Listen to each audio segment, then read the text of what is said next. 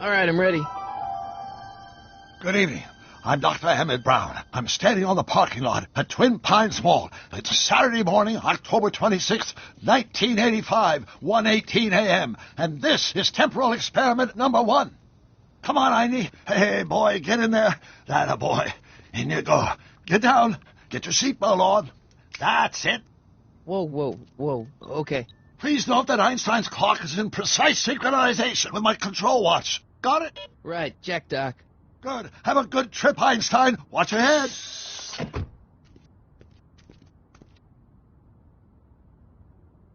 You got that thing hooked up to the car? Watch this. Yeah, okay. Got it.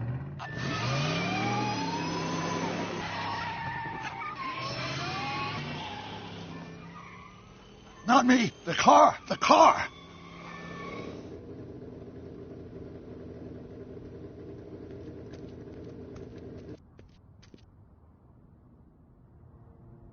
If my calculations are correct, when this baby hits 88 miles per hour, you're going to see some serious shit.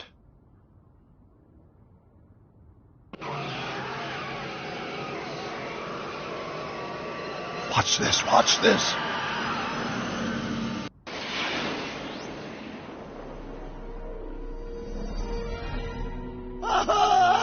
What did I tell you? 88 miles per hour! The temporal displacement occurred at exactly 1:20 a.m. and 0 seconds! Ah, Jesus Christ. Jesus Christ, Doc. You disintegrated Einstein. Calm down, Marty. I didn't disintegrate anything. The molecular structure of both Einstein and the car are completely intact. Where the hell are they? The appropriate question is, when the hell are they? You see, Einstein has just become the world's first time traveler. I sent him into the future. 1 minute into the future, to be exact. And at precisely 1:21 a.m. and 0 seconds, we shall catch up with him and the time machine. Wait a minute, Doc. Are you telling me that you built a time machine out of a DeLorean? The way I see it, if you're going to build a time machine into a car, why not do it with some style? Besides, the stainless steel construction made the flux dispersal. Look out!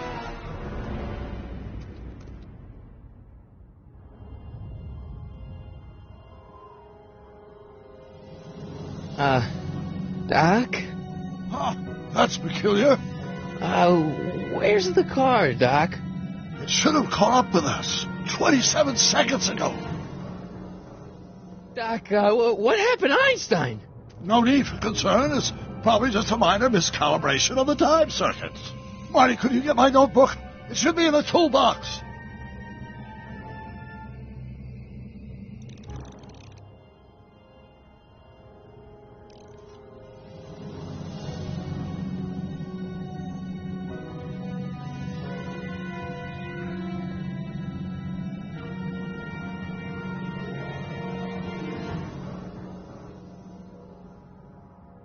What's in the box? Don't touch that. It's plutonium. But, plutonium? How do you think I generated 1.21 gigawatts of power? Notebook. Got it. Flux capacitor? That's it. What the heck's a flux capacitor? My latest invention. The thing that makes time travel possible. In this notebook, I detail the nearly 3 decades of scientific breakthroughs necessary to build a working time machine. If it ever fell into the wrong hands, the consequences could be catastrophic. Let's see. It's mass equals I times Z, and E equals the square root of Z times C squared, and the... Doc, something's way off here.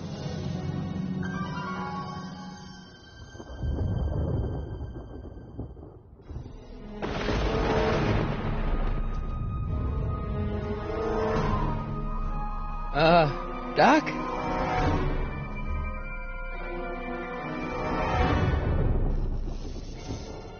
Great Scott! Doc, what is it? I've made a horrible mistake.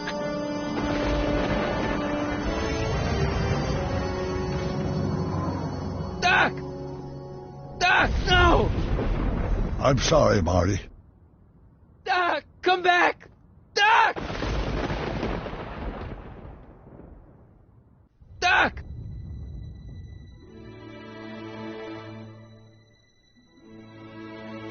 Marty, is everything okay?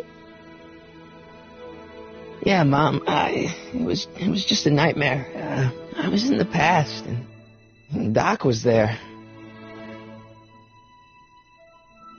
Well, you're safe and sound now, back in good old 1986. But you'd better get up. Your father's waiting for you. Huh? Weren't you going to meet him over at Doc's? Holy crap, I'm late!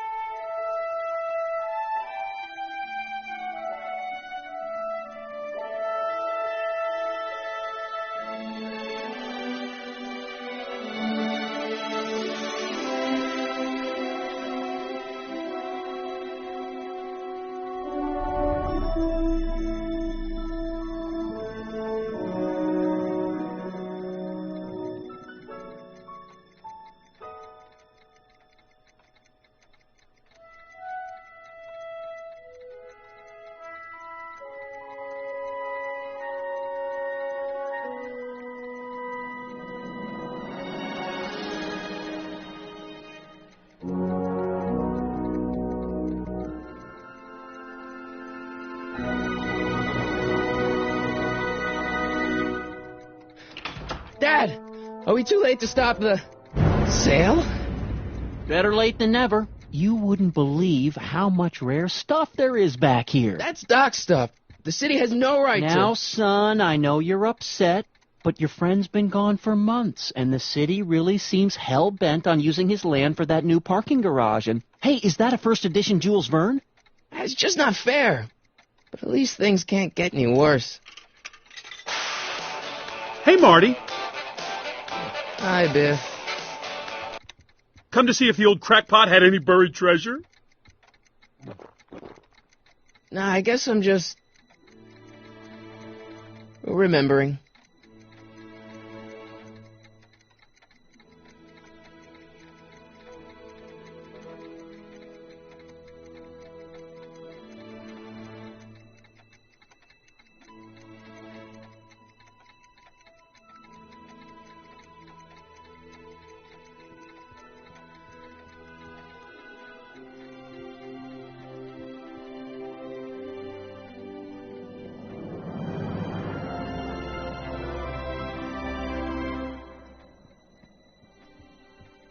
Doc built this model at downtown Hill Valley way back in 1955.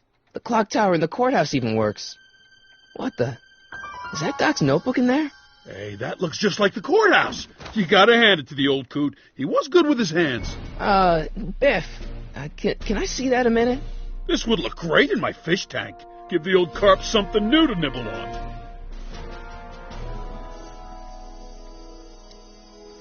Can I see that model courthouse for just a second? I need to get something out of it.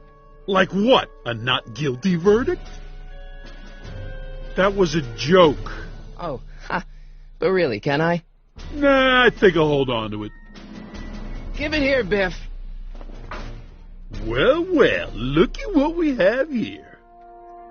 Looks like plans for something. What's a flux catheter? It's none of your business. Doc asked me to... Brown's worm food, kid. But this looks like it might be worth something.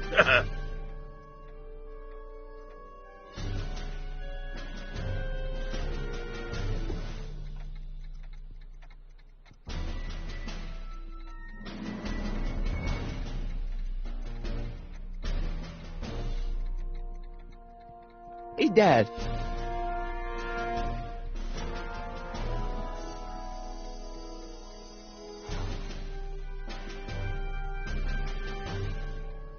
Who's running this sale anyway? Oh, that'd be me, son. You? Why? Well, once it became apparent that the bank was going through with the sale, I volunteered to oversee it in order to make sure that Doc's stuff would be treated with a modicum of respect. Isn't that right, Biff? You got it, Mr. McFly.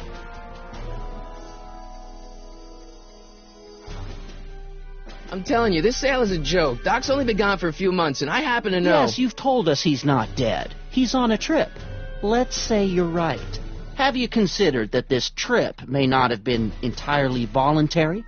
I hate to say it, but Doc's run up some pretty sizable debts around town. Maybe he's just hiding from his creditors.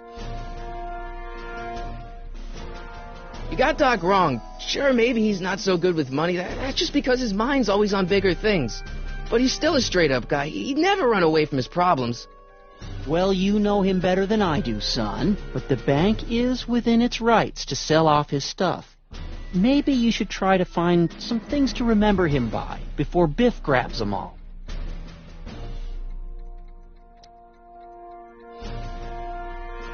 Problem? Biff? He's got this thing, see, and I really need to get it back. If he stole something from you... No, it's one of Doc's notebooks. He found it first, but... Oh, well then I'm not sure what to tell you. I guess you'll just have to appeal to his better angels or something. Or something.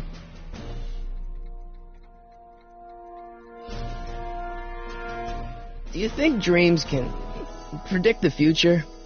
Well, you know I don't go in for that mystical stuff, but I do think they can reflect how you're feeling about the future.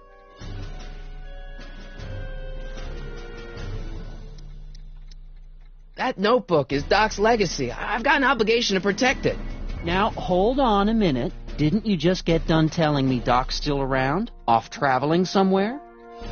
Yeah. Then how is it your obligation to protect his legacy? You can't have it both ways, Marty. If Doc's alive, he can protect his own legacy.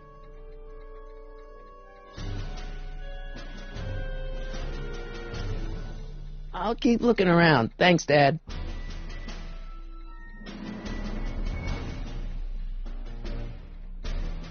Hey, Dad, why's my guitar got a price tag on it?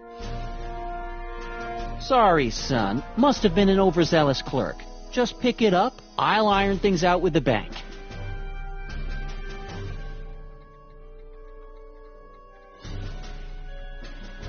Let's make some noise.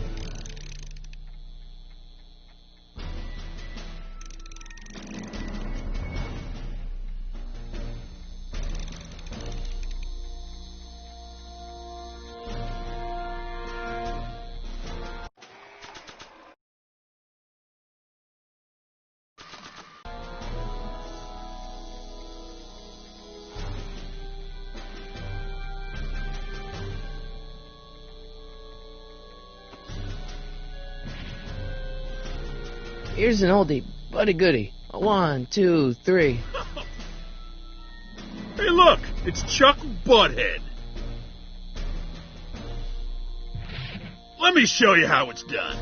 Now, Biff, I think that's Marty's guitar. Gosh, you're right, Mr. McFly. Oh, here you go, Marty. Let's hear a few licks.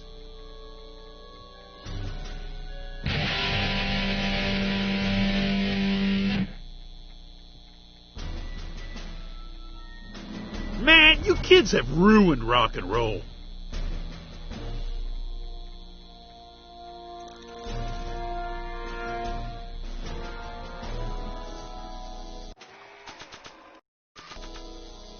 Now that is a dangerous amp. And now, something your kids are really gonna like. Thanks for warming them up for me, butthead. Biff, I thought I told you not to take my son's guitar. Oh, right. Sure thing, Mr. McFly. I was just warming them up for you, Marty. Let's see what you got.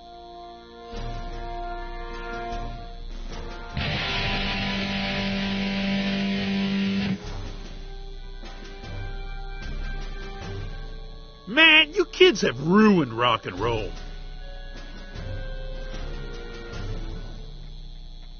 I better not crank it up anymore. I really don't want to blow this thing out again.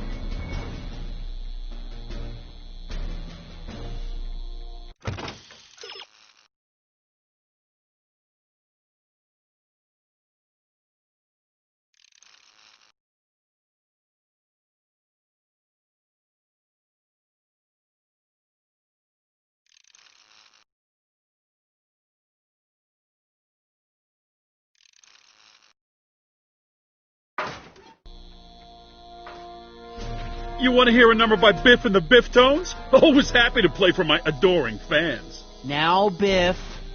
Oh, yeah. Here you go, Marty.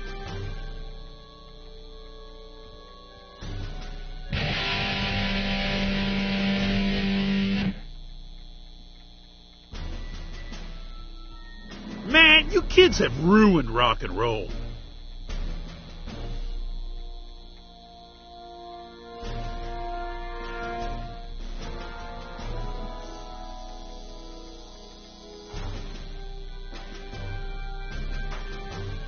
You want to hear a number by Biff and the Biff Tones? Always happy to play for my adoring fans. Now, Biff. Oh, yeah. Here you go, Marty.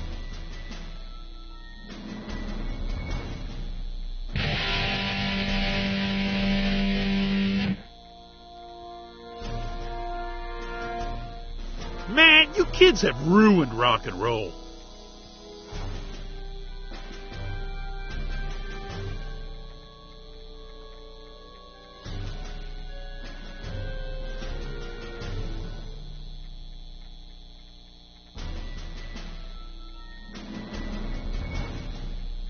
I better not crank it up anymore. I really don't want to blow this thing out again.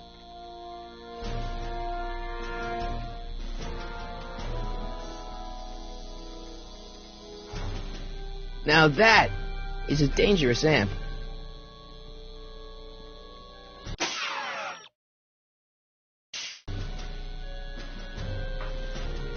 You want to hear a number by Biff and the Biff Tones? Always happy to play for my adoring fans. Now, Biff. Oh, yeah. Here you go, Marty.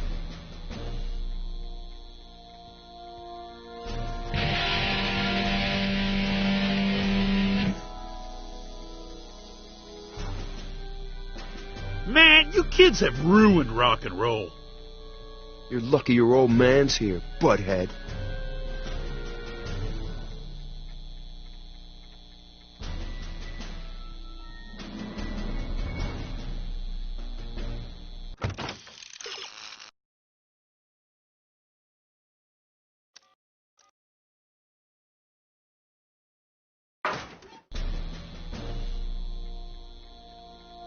Hey, Dad. About Biff. Dad, I know you're trying to help. He talks a big game, son, but he's not so tough. I've been dealing with him a long time. Believe me, I can handle him. So can I. I guess you can. Okay, son, I'll stay out of your way, but you know where to find me. I'll keep looking around. Thanks, Dad. You want to hear a number by Biff and the Biff Tones? Always happy to play for my adoring fans.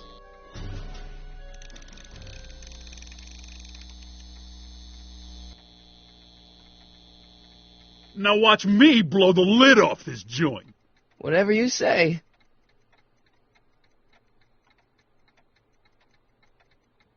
Whoa! Rock on, Biff. Oh, shit.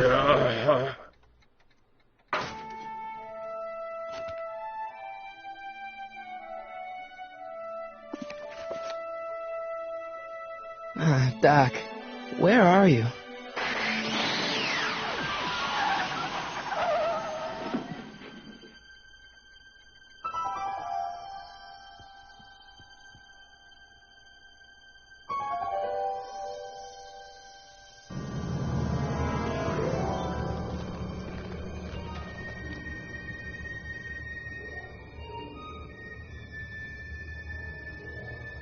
Doc?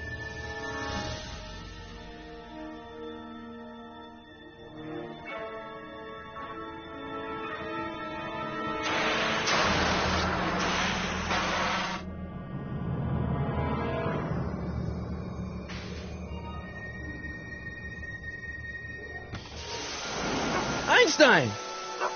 Where do you come from, boy? Didn't you bring Doc with you?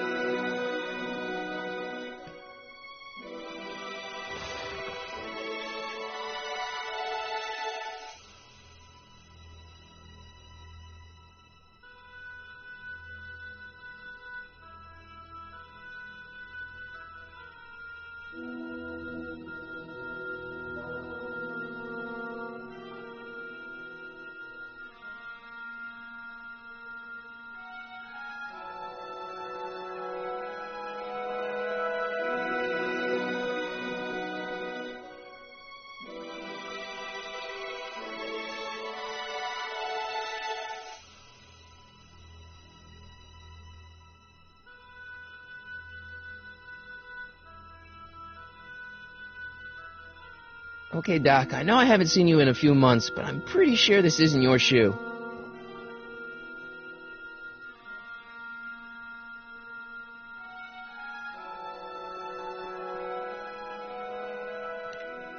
Marty? Ah! Marty, if you're hearing this recording, then the DeLorean's automatic retrieval feature is a resounding success. Automatic retrieval? In case of my failure to return to the DeLorean within an allotted time, I programmed the time machine to jump to these four-dimensional coordinates without me. As you are well aware, time travel is an inherently risky activity, and despite my elaborate precautions, there's always a possibility that I could land in trouble sometime. And that sometime is now, or then, or maybe later. He's in trouble. Marty, come to my rescue in the past, or was it the future? Anyway, I'm relying on you to do it again. Please, take the DeLorean back, or forward, to whatever it is. I'm stuck in time. When you get there, I'm sure you'll figure out what to do. That's it? Aren't you going to tell me when that is? Just go to the date specified on the time circuit readout under the heading marked Last Time Departed. Good luck. Right. Last time departed. Oh, jeez. Come on. Crap! Oh, great. How am I supposed to find him now?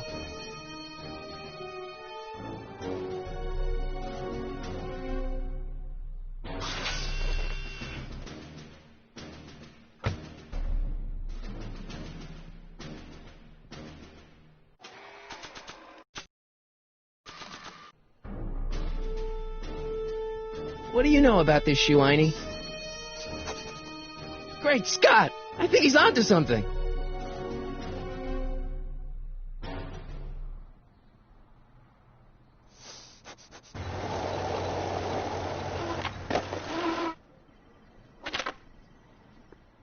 Okay, now we're getting somewhere.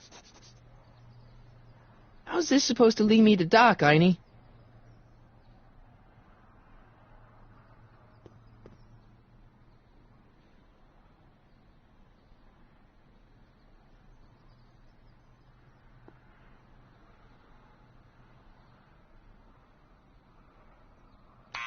Step away from the door. Ah!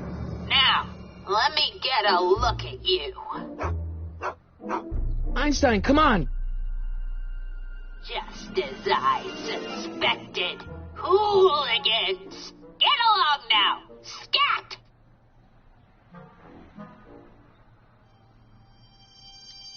Can you let me in?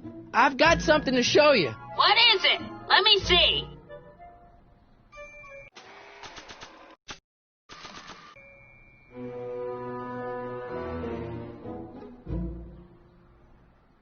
A shoe? Now what would I want with a... Huh? Stay there!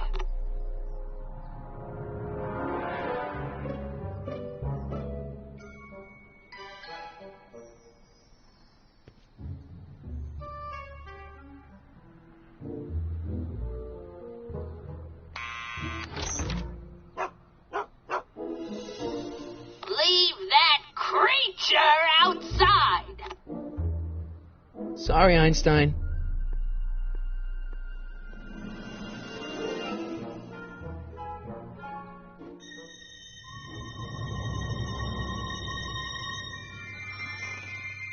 Well, took you long enough. There's a lot of stairs. To return the shoe, I mean. I lost it ages ago. You can put it down next to the other one. Much better. So neat and orderly. I suppose you'll be wanting some sort of reward now. No, All I've got is tea and candy. But... I'm sorry I called you a hooligan. I try not to jump to conclusions, but after all, 9 out of 10 people in this city are hooligans. It's a fact. Look it up.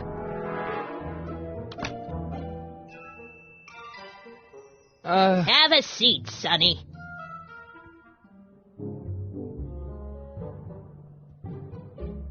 Hey! You kids! Put out those cigarettes!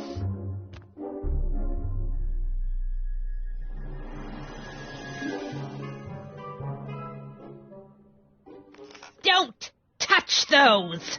My newspapers are in pristine condition and meticulously organized. Not about to let some street punk get jam all over them.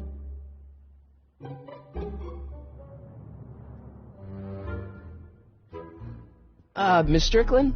Jack! Diane! I know what you're doing behind that tree! Yes?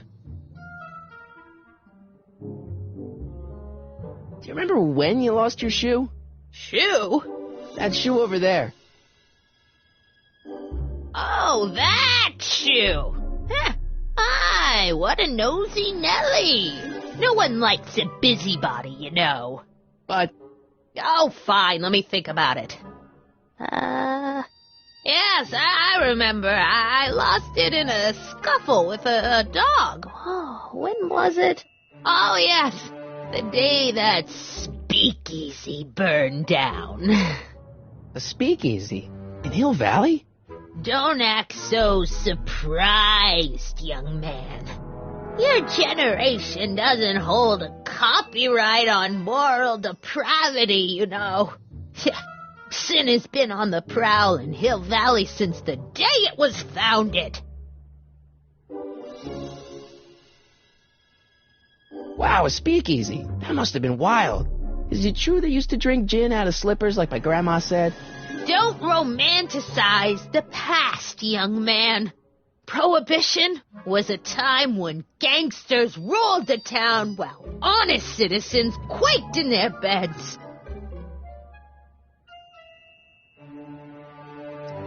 What's with all these newspapers? This is my personal archive. I've got every issue of the Hill Valley Telegraph ever published. Get out. Every single issue? From 1871 to the present. If it happened in Hill Valley, you'll find it in my stacks. So where was it? That speakeasy that burned down, I mean. That was ages ago. If you're looking for bootleg hooch. No, I'm just curious, that's all. I'm a student of history. Student of history? My Aunt Fanny. Yeah, your generation of hooligans and slackers could give two ripe figs about history. Miss Strickland? Oh, video store! Huh? The speakeasy used to be hidden in plain sight down there in the town square. Right where that disgusting videotape rental store squats today. So the video store building must have gone up after the speakeasy burned down. The following year, as I recall.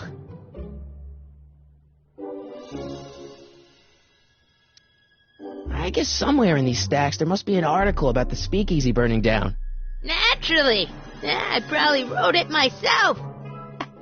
I was quite a reporter back in the day.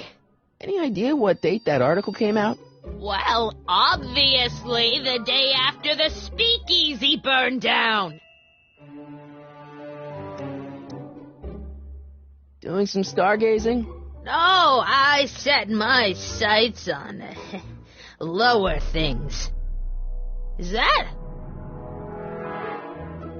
Tim Taggart!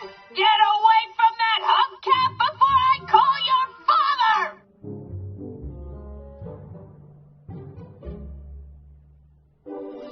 Don't let me keep you from your business. You there! Don't even think about tossing that Kleenex on the ground!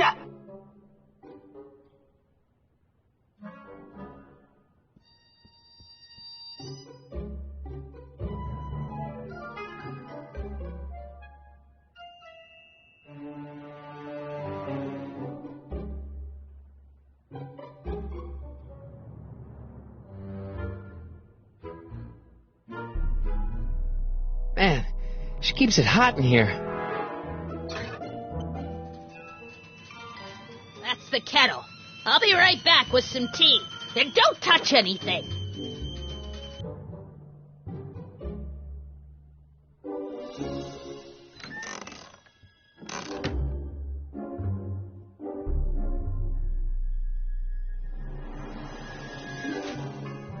Juveniles collide with manure truck. Nice picture.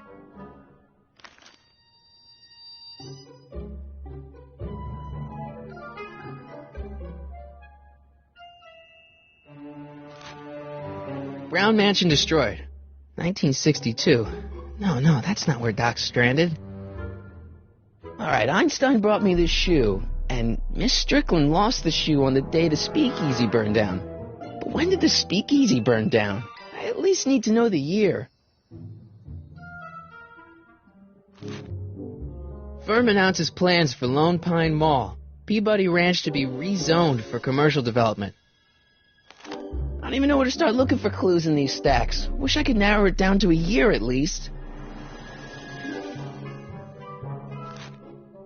Clint Eastwood plunges to death on runaway train. I don't even know where to start looking for clues in these stacks. Wish I could narrow it down to a year at least. Hey, mind if I use your binoculars for a sec? Go ahead, dear.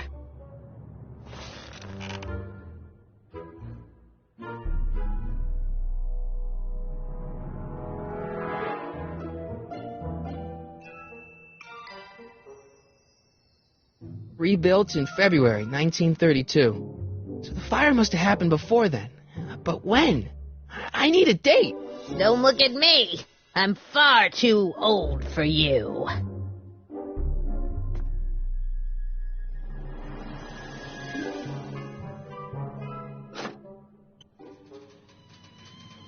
There's the whistle. Surely the water's boiling by now.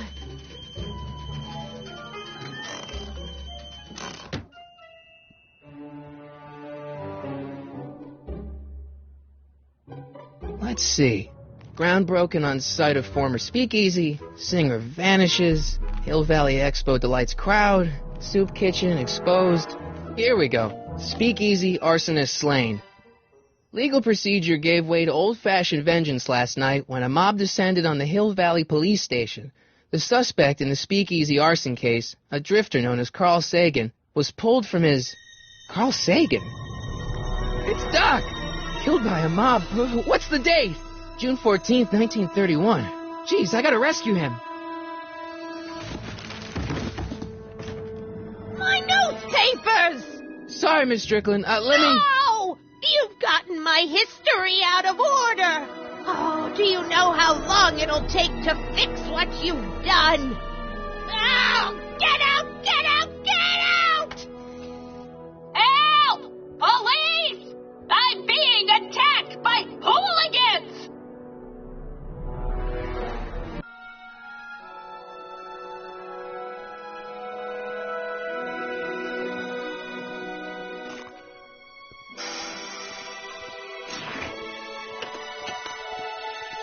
Marty! Where you been, son? And what are you doing in that getup?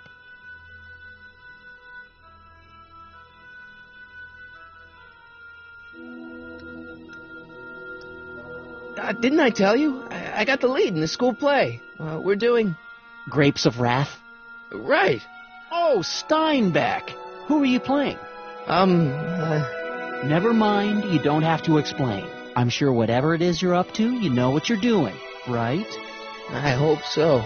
Hey, sometimes you gotta go out on a limb for the ones you love, right? Wish my dad had understood that. You won't stay away too long. You'll barely know I was gone.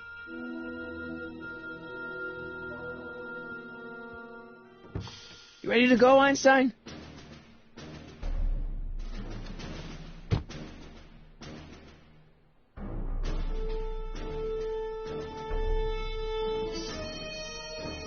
Time circuits on. Flux capacitor, fluxy.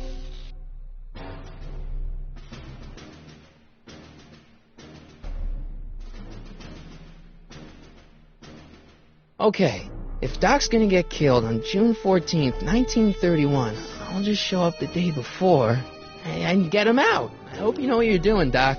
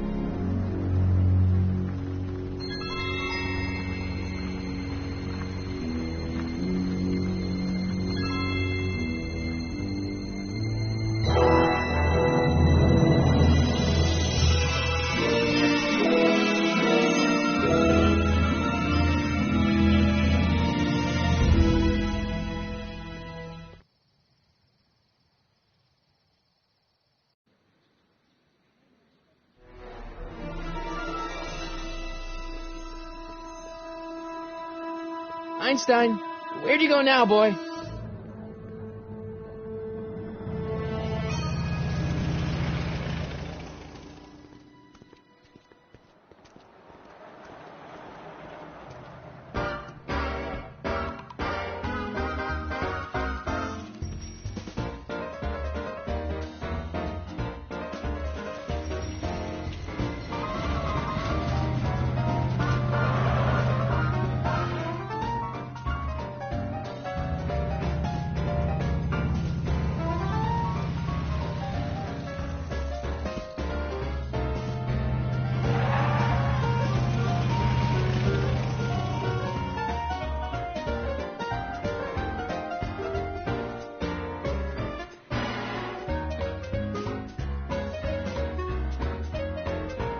Young man! Excuse me, young man! Who, me? You're the only man in the street, and I'm looking for a man-in-the-street reaction. Naturally, you know about the explosion that destroyed this illegal gin establishment. I read about it, yeah. What's your opinion of Carl Sagan, the stranger who single-handedly did what the law has been unable to do for 10 long years, namely, rid Hill Valley of the scourge of liquor?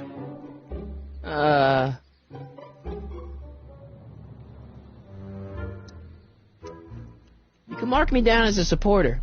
The young man said, flashing a boyish yet virile grin. Hill Valley needs more upstanding youths like yourself. Do you have a message for the vicious gangsters who still roam these streets, no doubt plotting to corrupt our citizens with another den of booze, sin, and debauchery?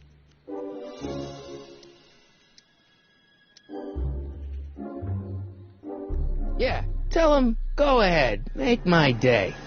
Make your day what? Never mind. I'll play around with it and see if I can come up with something better. Mr. May I get your name? Yeah, it's... Harry Callahan. Thank you for sharing your candid opinions, Mr. Callahan. Edna Strickland, Hill Valley Herald. I know. I met you back. I'm familiar with your work. You read my column? How sweet!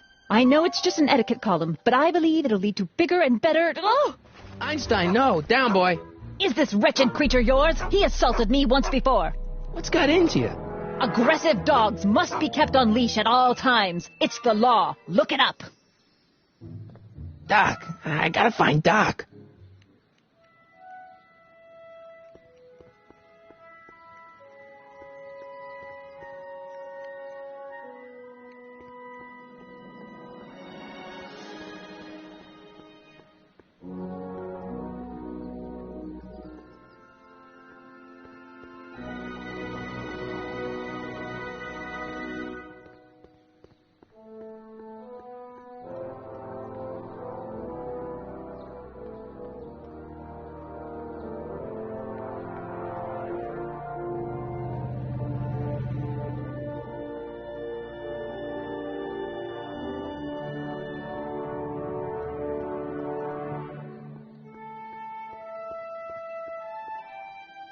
Doc!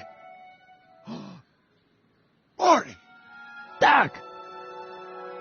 What are you doing here? You sent for me, Doc. I did? When? May 14th, 1986. 1980?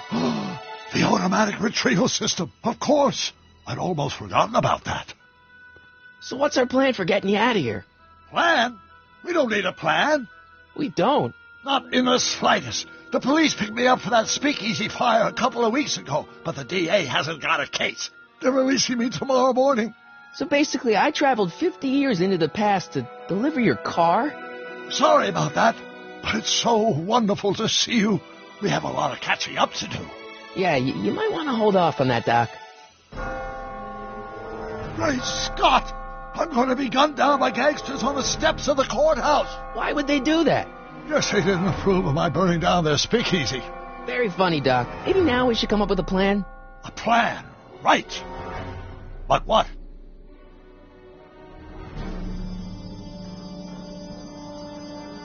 Why don't I take the DeLorean, go back in time before you were arrested, and stop you from getting caught in the first place?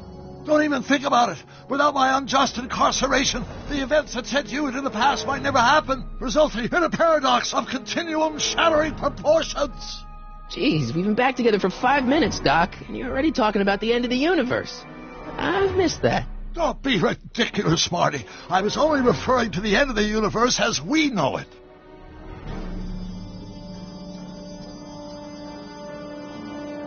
Well, I suppose I could just get some dynamite and break you out of jail. No, that's far too dangerous. Not just to me, but to random innocent people in the past. The repercussions could be... That's it! What's it? My rocket-powered drill. You have a rocket-powered drill? Not yet. I haven't built it yet. You've lost me, Doc. Listen, a few months ago, my 17-year-old self sent in a patent application for a rocket-powered drill. I abandoned the project after I never heard back from the patent office, but the prototype should be nearly complete. Great. I'll just run back to your lab and... No, I said nearly complete. You need me to help you finish it.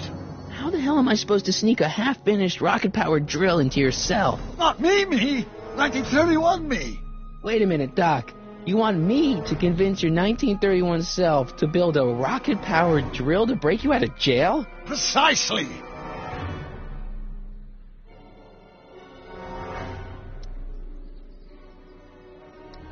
Okay, let's say I go along with this crazy idea. Where can I find you? I mean, the other you. How should I know? It was over 50 years ago. Why don't you go over to the soup kitchen next door and give my house a call? They'll know where to find me. Soup kitchen. Got it. Just stay away from the soup. It'll cause irreparable damage to your digestive system.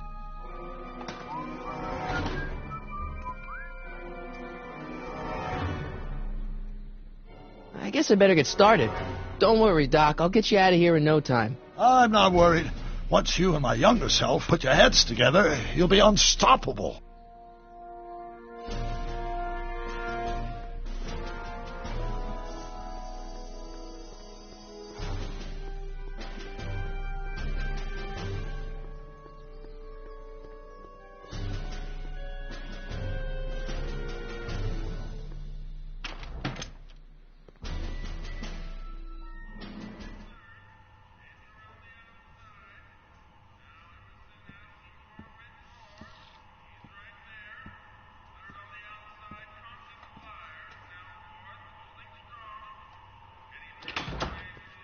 McFly!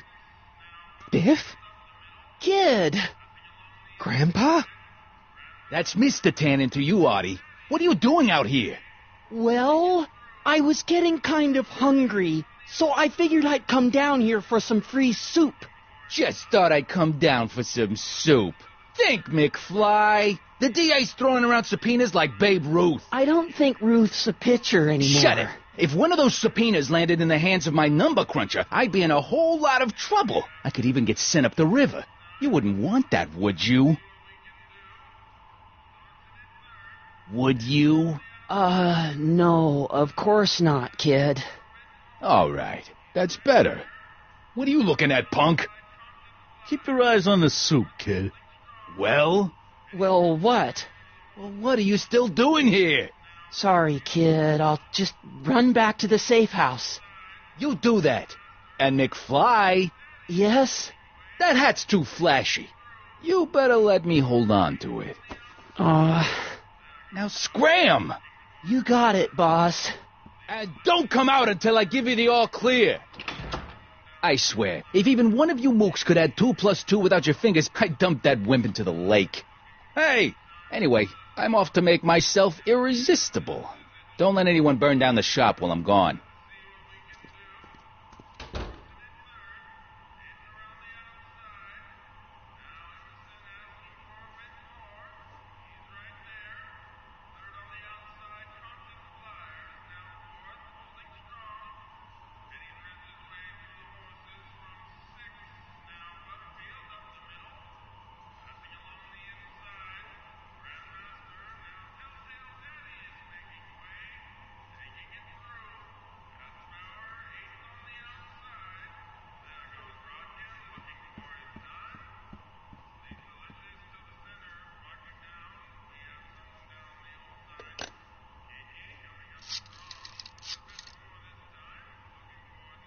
Brown resident? Hi. Do you know where I could find Emmett Brown? Mr. Brown is currently tending to his clerking duties at the courthouse. Who, may I say, is calling? The courthouse? Doc never told me he worked at the courthouse.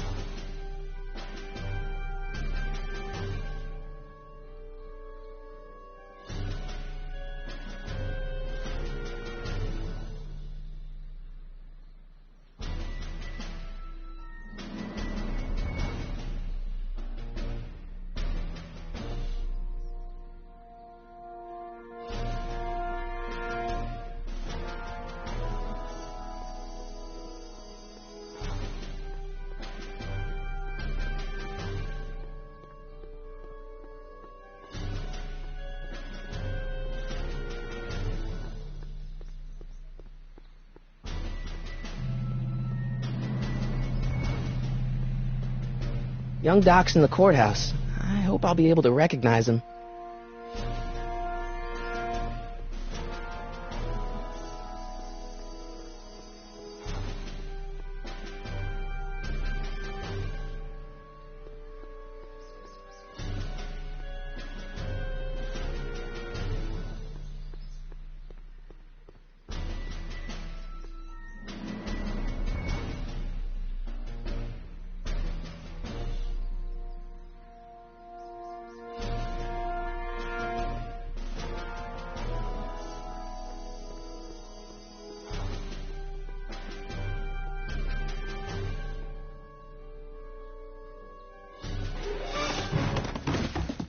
Touch those. These are very sensitive legal documents. Nobody is supposed to handle them but sworn officers of the court. Judge Brown says so.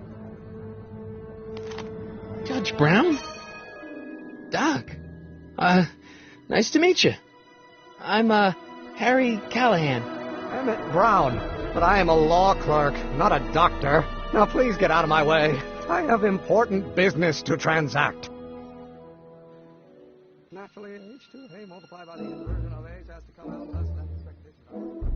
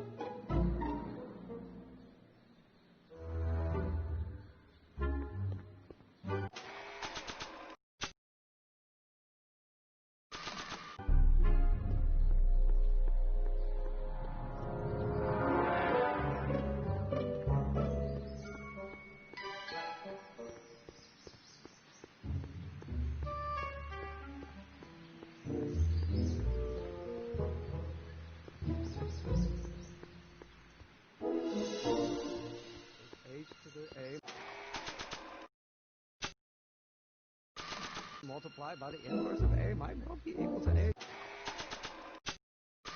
Its expectation value, but only if the coefficient...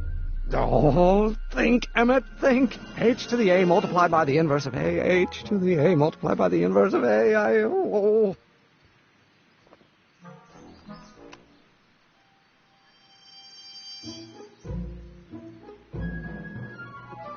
Now, if H stands for 1... Oh, think, Emmett, think. H to the A multiplied by the inverse of A. H to the A multiplied by the inverse of A. Oh,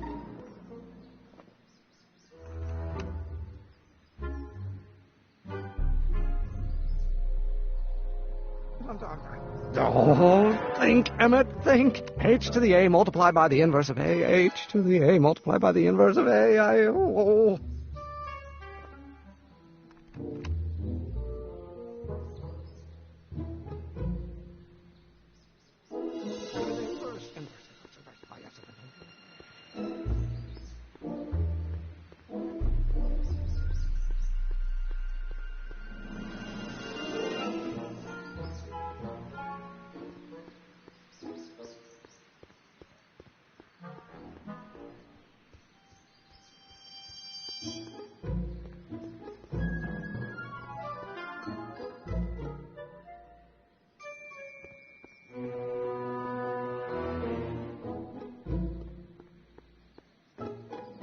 Doc will flip when he hears his own voice.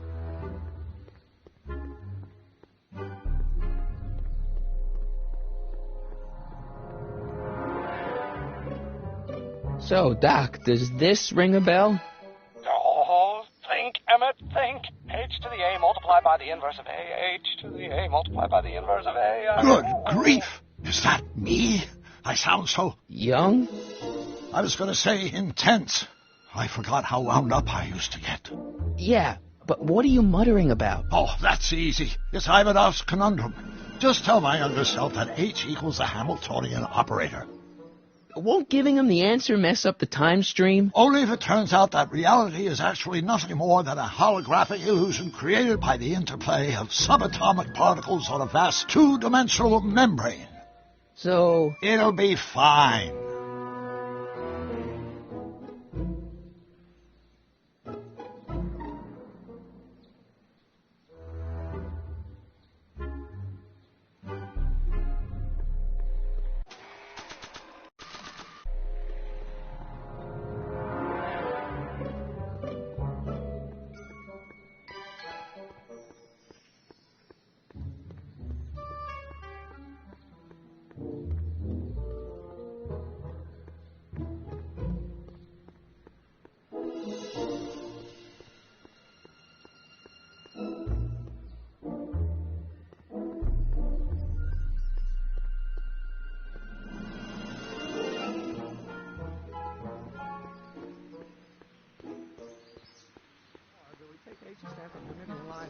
But in that case, H to the A multiplied by the inverse of A might be equals to A's expectation value, only if the coefficient of... I better tell young Doc the solution to that formula before I forget it. Mass times acceleration, of course. That's Newton. But how many newtons are required to maintain a constant? Listen, Emmett, you don't know me, but I'm your friend. I'm not big on friends. They get in the way of work. Maybe H equals the Hamiltonian operator. What did you just say? I said maybe H equals the... Hamiltonian operator? Yeah. Great Scott! If H is the Hamiltonian, then H to the A multiplied by the inverse of H can only be the same as the expectation value for A. That's it! That's the solution to Ivanov's conundrum, the problem I've been wrestling with in my head all week! I'm sure you would have figured it out by yourself in a day or two. The way you figured out how to build that rocket-powered drill. Where did you learn so much about science?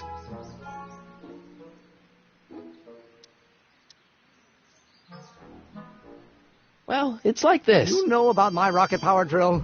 Then there can only be one explanation. What? You're from the patent office. I confess I didn't quite know what to expect when I sent the paperwork, but I never expected this. Welcome! I'm at your service. What can I do for you? Can I see your rocket-powered drill? Of course, of course. Naturally, it's just a scale model, but it's nearly operational. I can show it to you, say, first thing in the morning.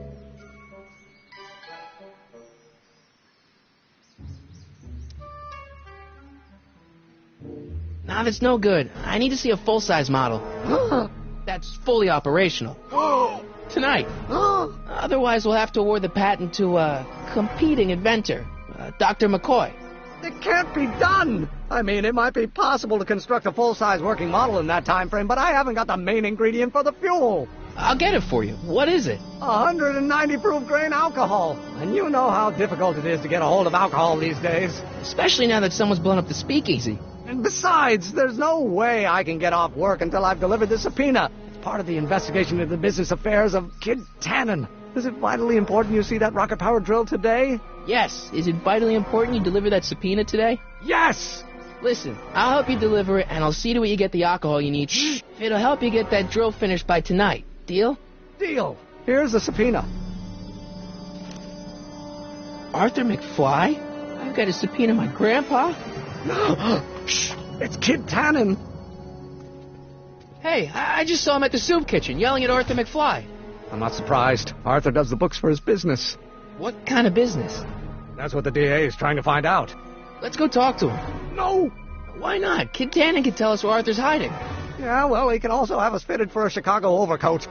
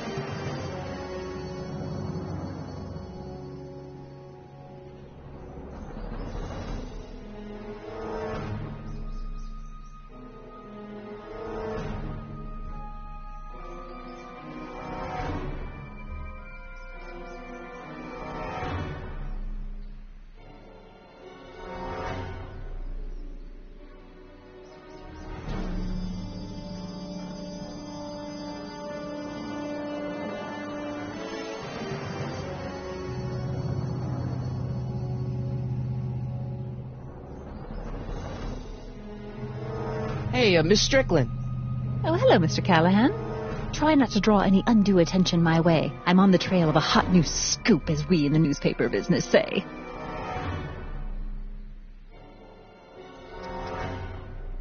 I'm sorry about the way Einstein lit into you back there. I don't know what got into him. Well, I hope you've learned to keep him under control. Yeah, I found someone to keep him distracted. Very good. Now let's see if you know your multiplication tables.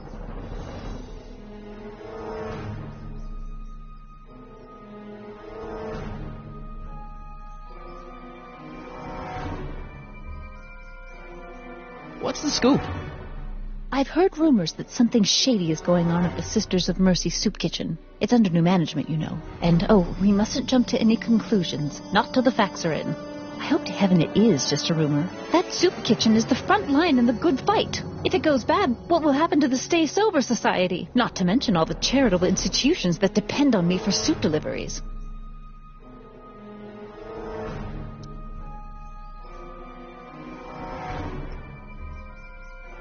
What's the Stay Sober Society? You haven't heard of the SSS? They do the most marvelous work, taking hopeless drunken bums and turning them into former hopeless drunken bums. I'm one of the founding members. And not to say that I was ever, you know. Anyway, we've always met in the cellar of the Sisters of Mercy soup kitchen, but for some reason the new managers don't want us down there, so we're stuck. We've got nowhere to meet.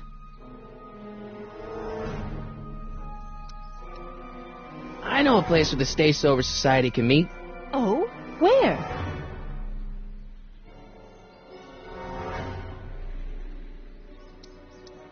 You could meet in the Speakeasy, the one that got bombed last Wednesday. Now, wouldn't that be poetic irony? But I'm not sure the building is structurally safe.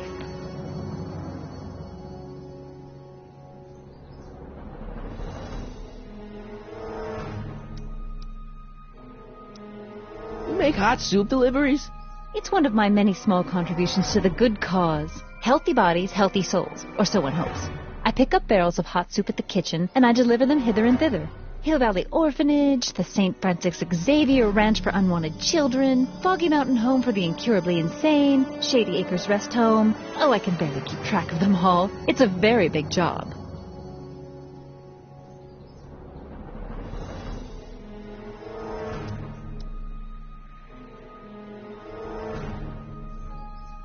I know a place where the Stay Sober Society can meet. Oh? Where?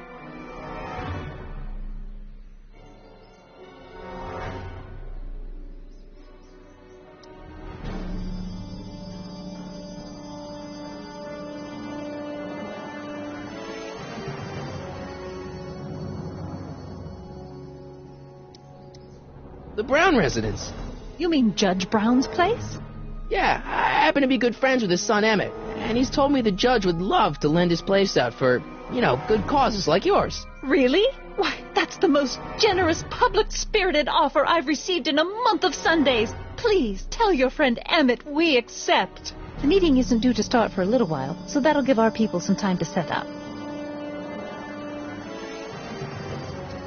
Yeah, I can help you deliver soup. I donate a lot of time to charities. Oh? Which ones? The, Mario Brothers. Ah, yes. The Italians do so many good works. If you'll just fix it so I can pick up the barrels of soup. Now hold your horses, let's not get over-eager. I drive the soup cycle in this town, and I'm not about to turn it over to an upstart. But if you're well connected with the local charitable institutions... Yeah? You can let me know when they're running low on soup.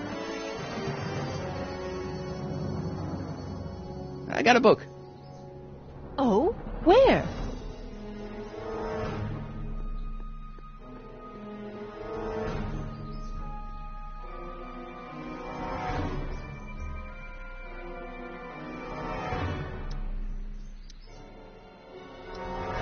This might be a stupid question, but couldn't you have designed your rocket-powered drill to run on fuel that, isn't illegal?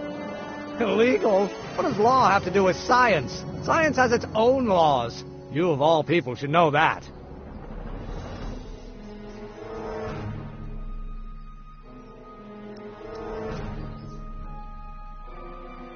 Some of us down at the patent office are wondering, what made you think of a rocket-powered drill? Ah, that'd be Journey to the Center of the Earth by Jules Verne. It was a revelation. Yeah, that's kind of what we figured.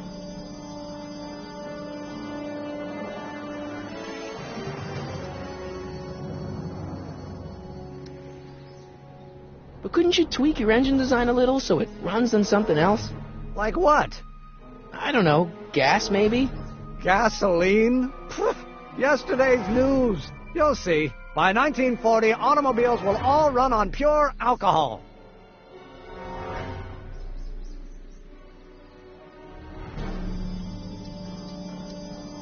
Have you read The Time Machine? H.G. Wells? Not yet, but it's on my list.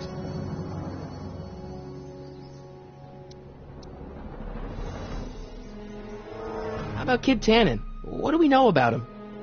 He's loud, he's obnoxious, he's not very bright, and he doesn't like anybody getting in his way. Yep, that's a Tannen, all right.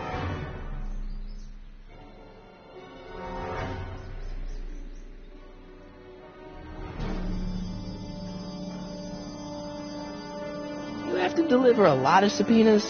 Father's always sending me out to do these dirty jobs. He wants to expose me to different kinds of people. All he's exposed me to is a lot of new curse words. If serving subpoenas is such dirty work, why don't you just say no? Look, what's the worst thing that can happen to me on this job? You could get shot. Yeah, well, believe me, that's nothing compared to what I'll get if I mouth off to my pop.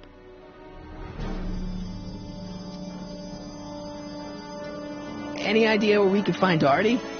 Not a jot. If only we had a way of tracking him. We'll get that subpoena delivered, or my name isn't... Harry Callahan! Yeah.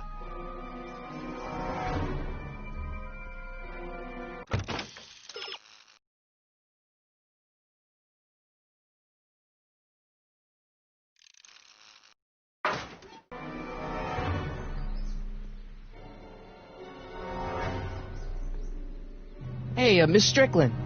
Oh, hello, Mr. Callahan. Try not to draw any undue attention my way. I'm on the trail of a hot new scoop, as we in the newspaper business say. As a matter of fact, I do know a local charity that's running low on soup. Oh? Who?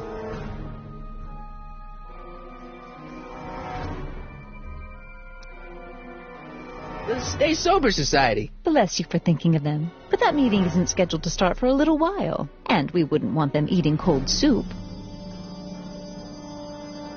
Did you finish the story you interviewed me for? About Carl Sagan? Yes, but those pig-headed editors at the paper rejected it. They said my story was slanted, and that I was glorifying a suspected arsonist. As if their stories aren't always glorifying the criminal vermin that run this town. This whole thing makes me so mad I could spit. Though of course I never would. There's an ordinance against it, and it's so untidy.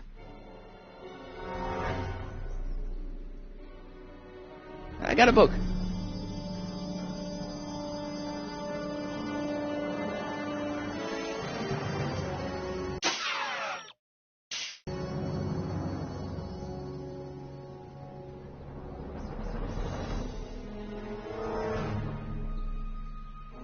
We'll get that subpoena delivered.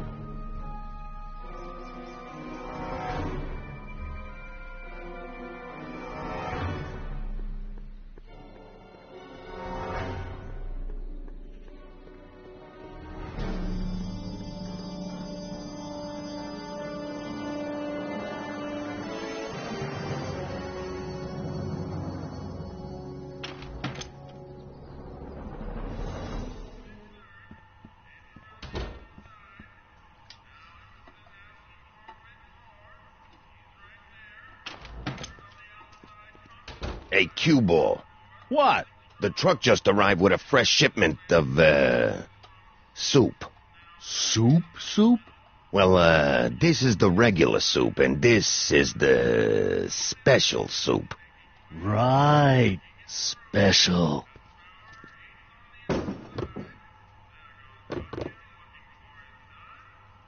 Hey, what are you doing? I'm spicing up the soup. It's my secret recipe. Listen, this ain't the Savoy, and we ain't here to feed these bozos no fancy soup.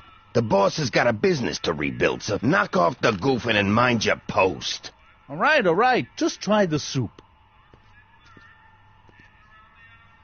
Well? I can see why you want to keep this a secret.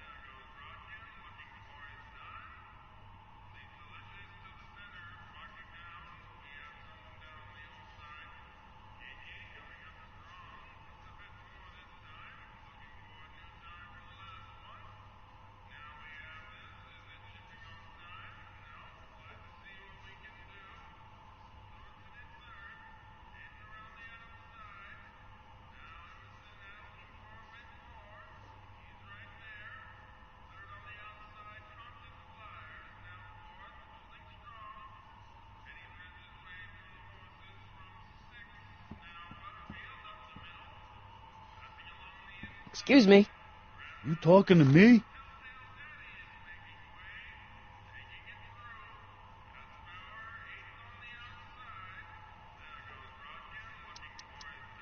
Could I have a bowl of soup? We're a soup kitchen. What do you think?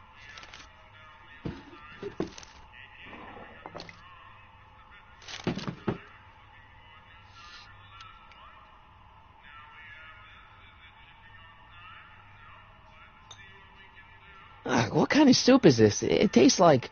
Scrolle ribollita? I was gonna say week-old cabbage. Everyone's a critic.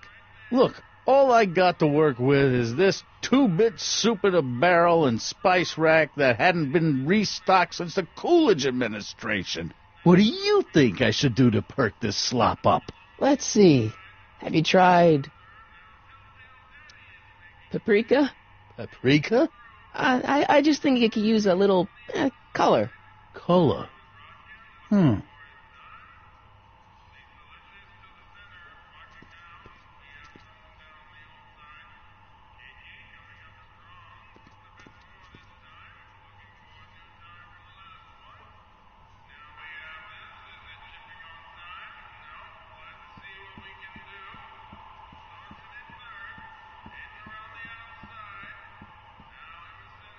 Huddle up, Emmett. Huddle? Just listen up for a second. Any ideas about how to get the hooch? Hooch? The alcohol, Emmett. One might come to the conclusion that the hooch is being hidden in some of those barrels. You're probably right, but which ones? Now, if I could get my hands on some of those barrels, I could weigh them and compare their specific gravity. Specific gravity? Come on, Emmett. Kids' goons aren't going to let us do an experiment on their barrels. No, I suppose you're right. We'll just have to ask the guy behind the counter. What? Ask him if any of his barrels are filled with illegal moonshine? Get real here. Well, I imagined a modicum of subtlety would be used. Subtlety. Right. We'll score that hooch somehow. I'll keep cogitating.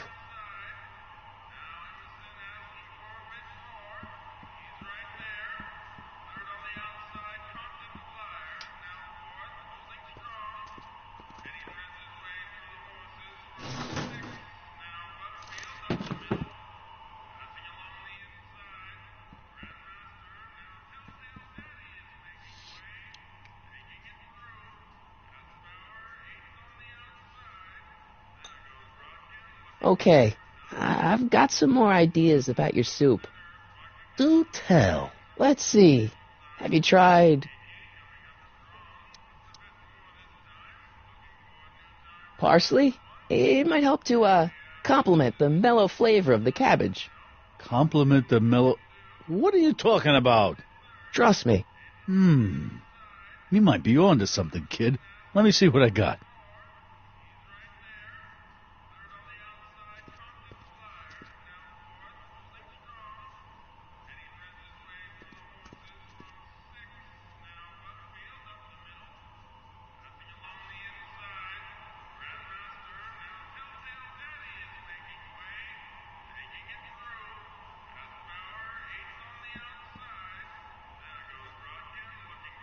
Looks like these pipes go into the basement.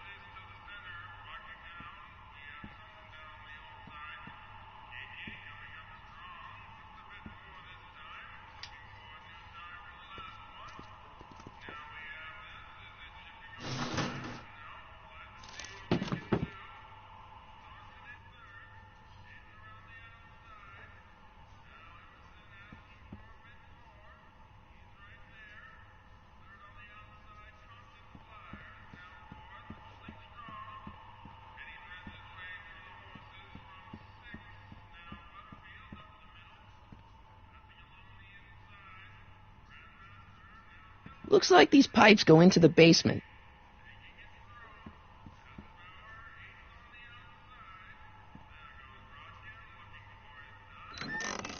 Hey, where do you think you're going? The kitchen? The kitchen's for management only, rummy.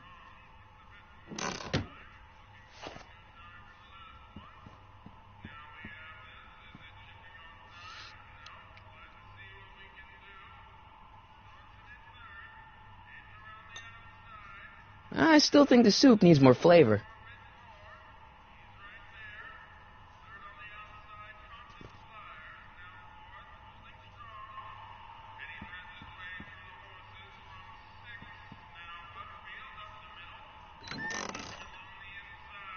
The kitchen's for management only, rummy. Whoa! Looks like these pipes go into the basement. There's more to that soup kitchen than meets the eye.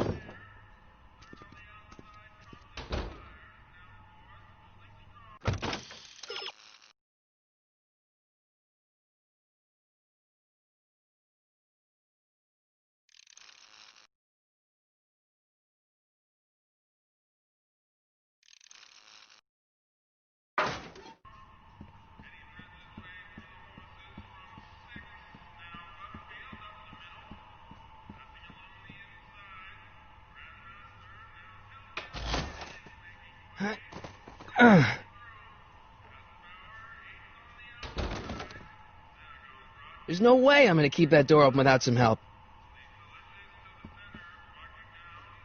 Emmett. Yes? Emmett, I can't get into the door over there. Those tables are jamming it shut. The door? So your plan is to just waltz in there and take a barrel of alcohol? No, of course not. That would be stupid, right? I'll say. Still, I'd like to get that door open. I can't do anything from out here. Well, it's a simple matter of physics. A lever, some sort of stop. Let me see what I can come up with.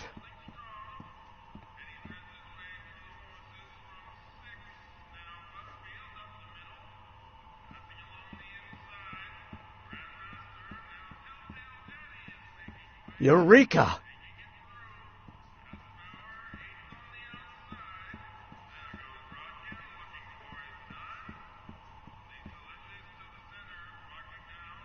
Lazy hands make a man poor, but diligent hands bring wealth. Maybe that's my problem. Lazy hands. Emmett. Yes?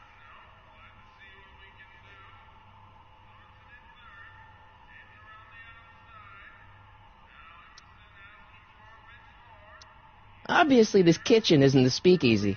Indeed. This must be some sort of front meant to cleverly and legally obfuscate the existence of a hidden establishment of ill repute. Perhaps in the basement.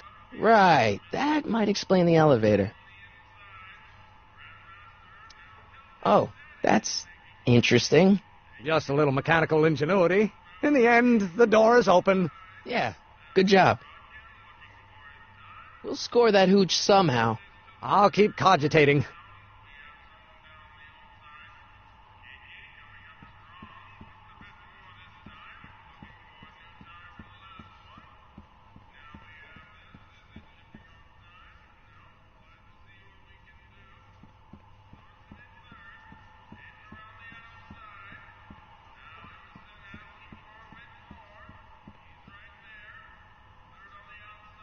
Pretty neat, Doc.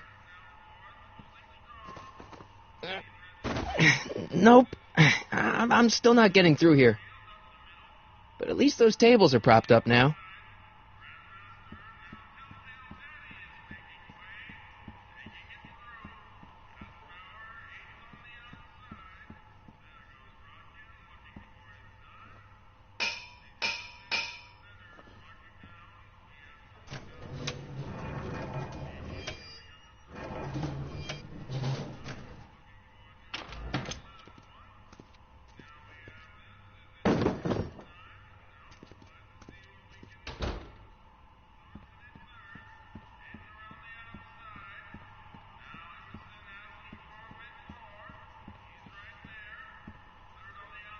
I hope Doc Jr.'s thingamabob holds out. I hope Doc Jr.'s thingamabob holds out. Pretty neat, Doc. Nope. I'm still not getting through here. But at least those tables are propped up now. I think you should try an inclined plane.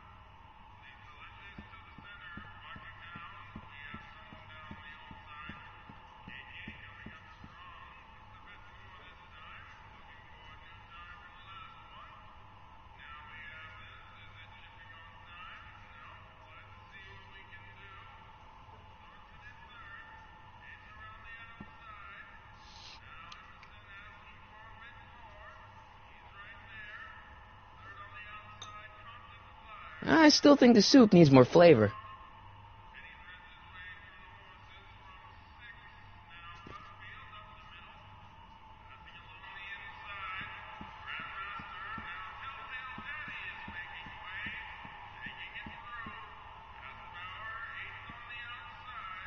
Pretty neat, Doc. Nope. I'm still not getting through here. But at least those tables are propped up now.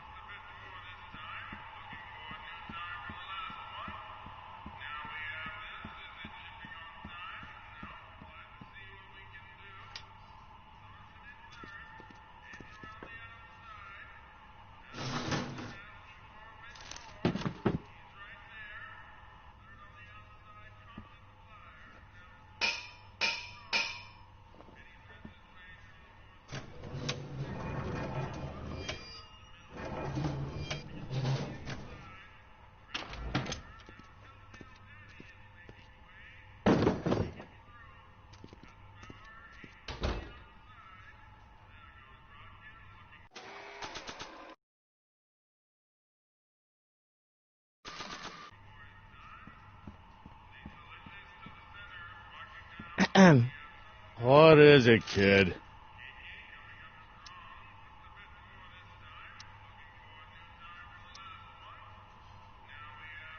I still think the soup needs more flavor.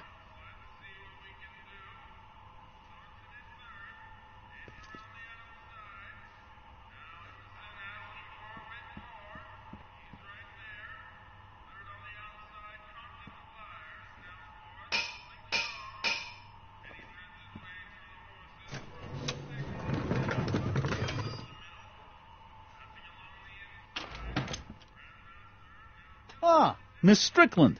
Come for some more soup? Come now, Mr. Donnelly. You know I wouldn't set one foot in this mockery of all that is good and decent if the poor of Hill Valley weren't so dependent on Mr. Tennant's overblown show of generosity. Was that a yes? Just give me the soup before I gag on the hypocrisy.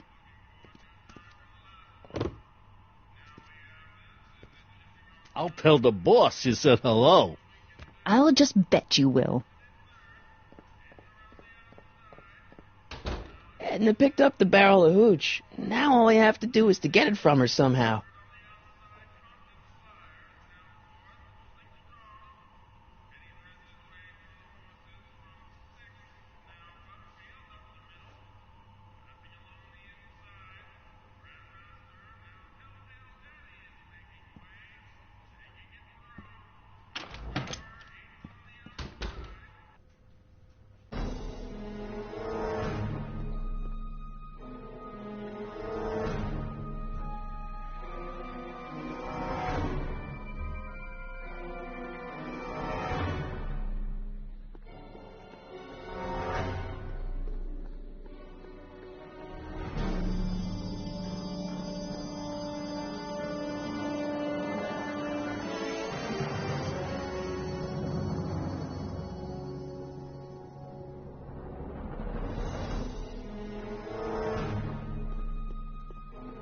What the hell, Matches? You got kiwi all over my socks! Sorry, boss.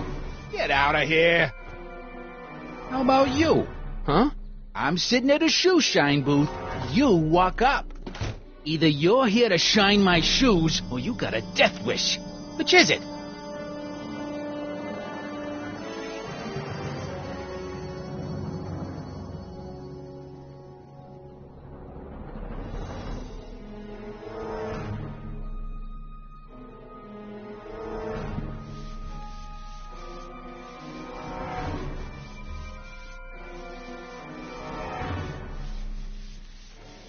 I'm looking for a guy named Arthur McFly. He's my, sort of a relative. Well, he's my employee. He's very busy today.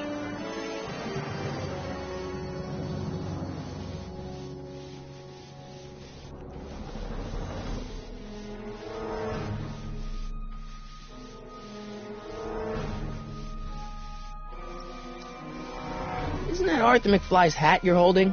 It was McFly's hat. Now it's my peanut ball.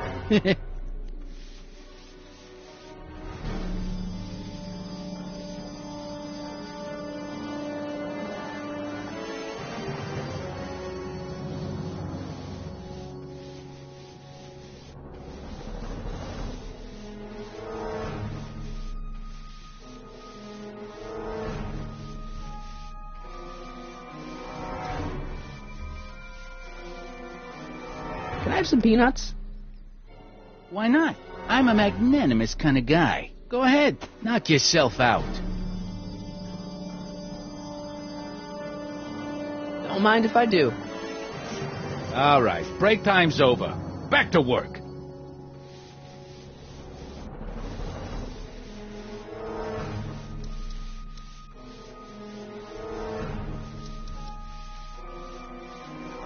So, one more thing about that hat. You're testing my patience, boy. I sure could go for some peanuts. Lucky for you, I'm in a giving mood. Hey, kid! Yeah? What the hell is that? Hey!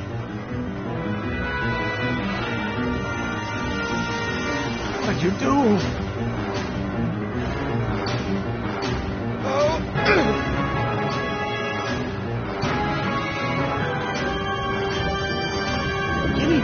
you lousy crook! Emmett!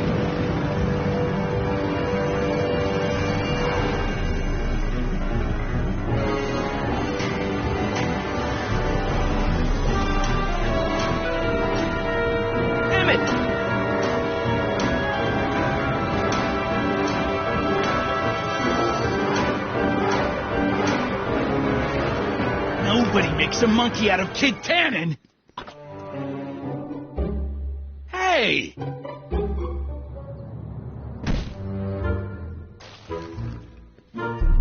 Ow! Fix me up!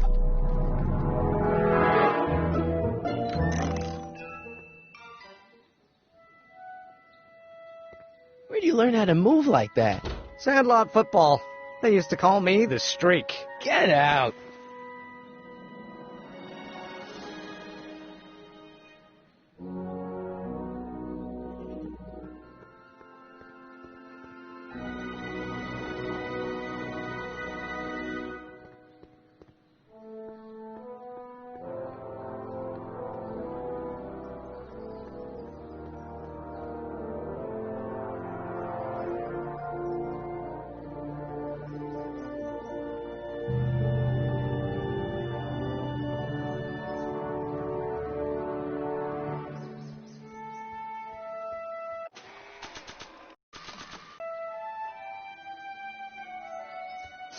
Hey, honey, come here for a sec, boy. Hey, boy, can you find the guy who belongs to this hat?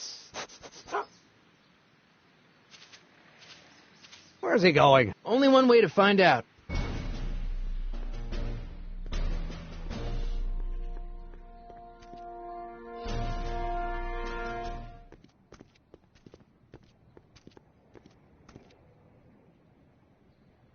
Huh, deja vu.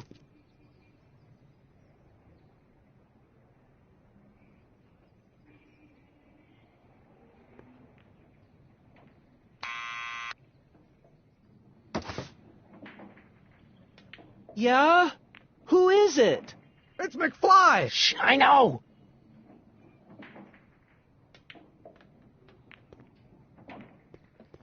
Hey, Arthur, can you come down a minute? Do I know you?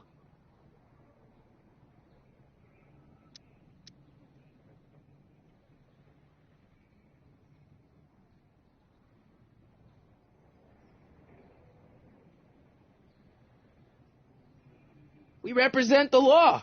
You don't want to go against the law, do you? No, but I don't want to go against Kid Tannen either. And he ordered me to stay put till he gives the word. Sorry. Some other time.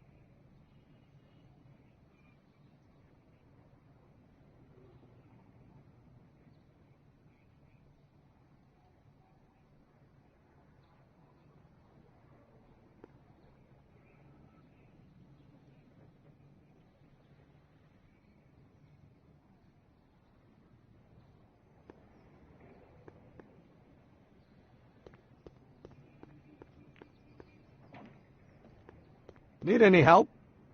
Never mind.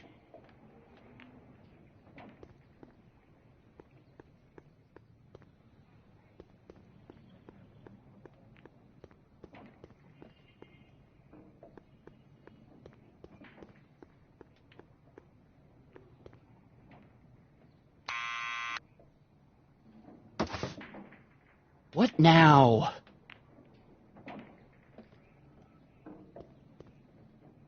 It's me again. Please come down. Why?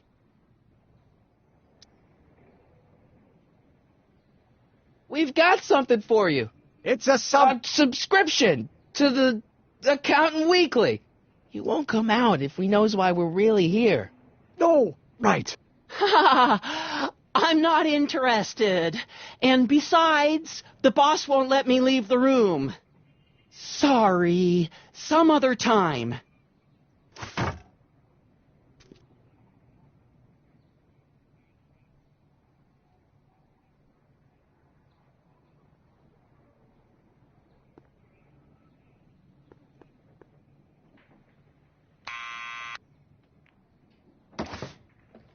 What now? It's me again. Please come down. Why? We've got some important information for you, but we can't yell it. It's private. Then put it in a postcard and send it. I'm stuck up here till the boss tells me I can leave. Sorry, some other time.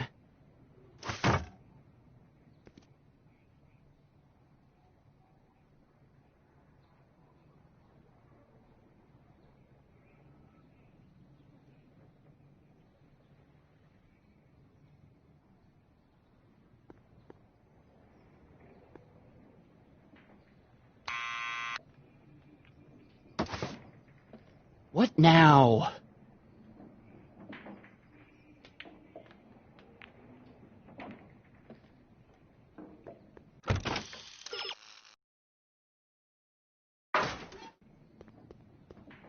It's me again. Please come down. Why?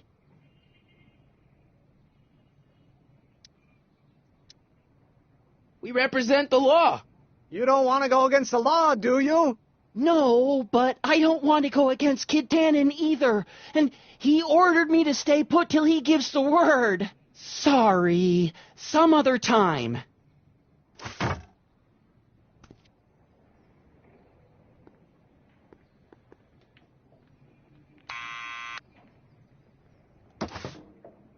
What now?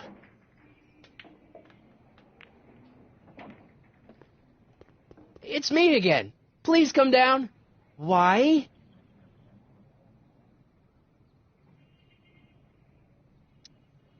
We've got something for you. It's a subscription to the Accountant Weekly. You won't come out if we knows why we're really here. No, right. I'm not interested. And besides, the boss won't let me leave the room. Sorry, some other time.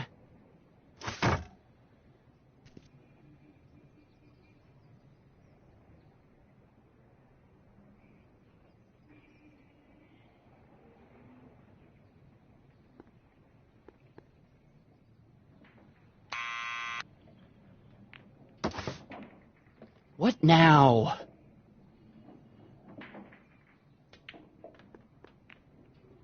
It's me again. Please come down. Why? I'm your mother's great-nephew. You mean my second cousin? Yeah. Glad to know you, but I can't leave this building till the boss says so. He's given strict orders. Sorry, some other time.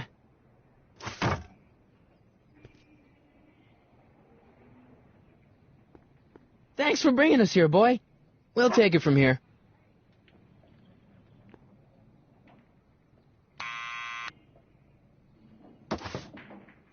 What now?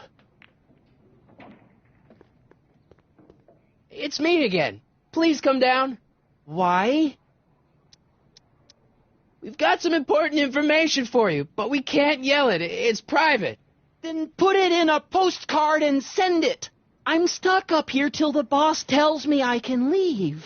Sorry, some other time.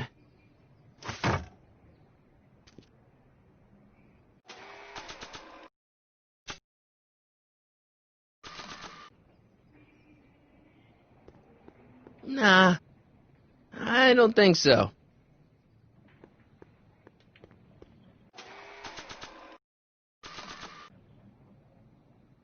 I don't think that would be interested in Arthur's hat. I I don't think that would be interested in Arthur's hat.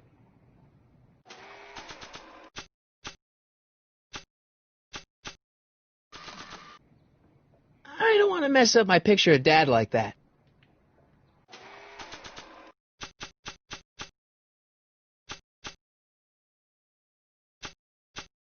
I need to get this subpoena into Arthur McFly's hands, so young Doc will have the time to help me bust old Doc out of jail.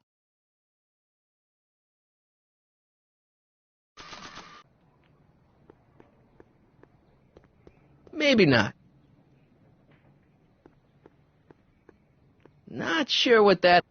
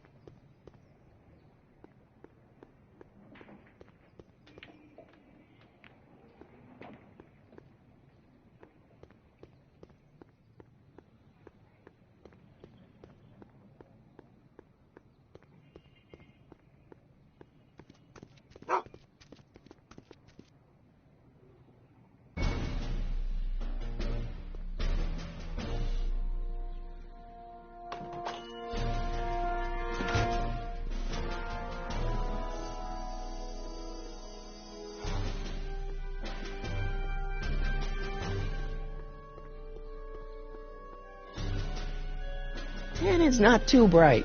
Maybe I could trick him into dragging Grandpa out in the open.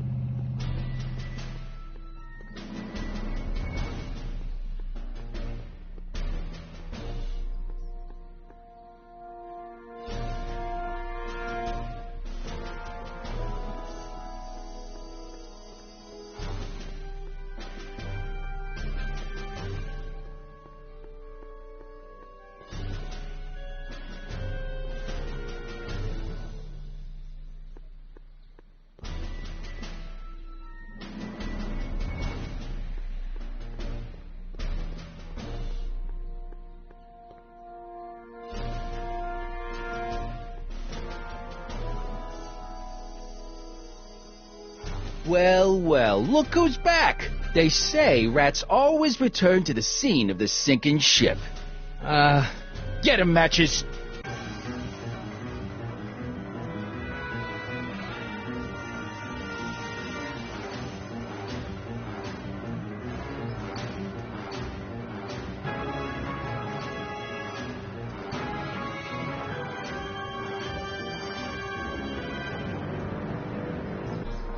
Down from there, you son of a bitch! Right now! That's an order! Don't make me angry, Schmucko! Get down here and face the music! You can't get away that easy. Nobody puts one over on Kid Tannen and lives to tell about it. You're dead meat, twerp! What do you think you're doing up there, you scrawny little runt? Get down here right now! You're only making it worse for yourself. The longer you stay up there, the longer I'm gonna take evacuating your guts! What do you think you're doing up there, you scrawny little runt? Get down here right now! Come down from there, you son of a bitch! Right now! That's it!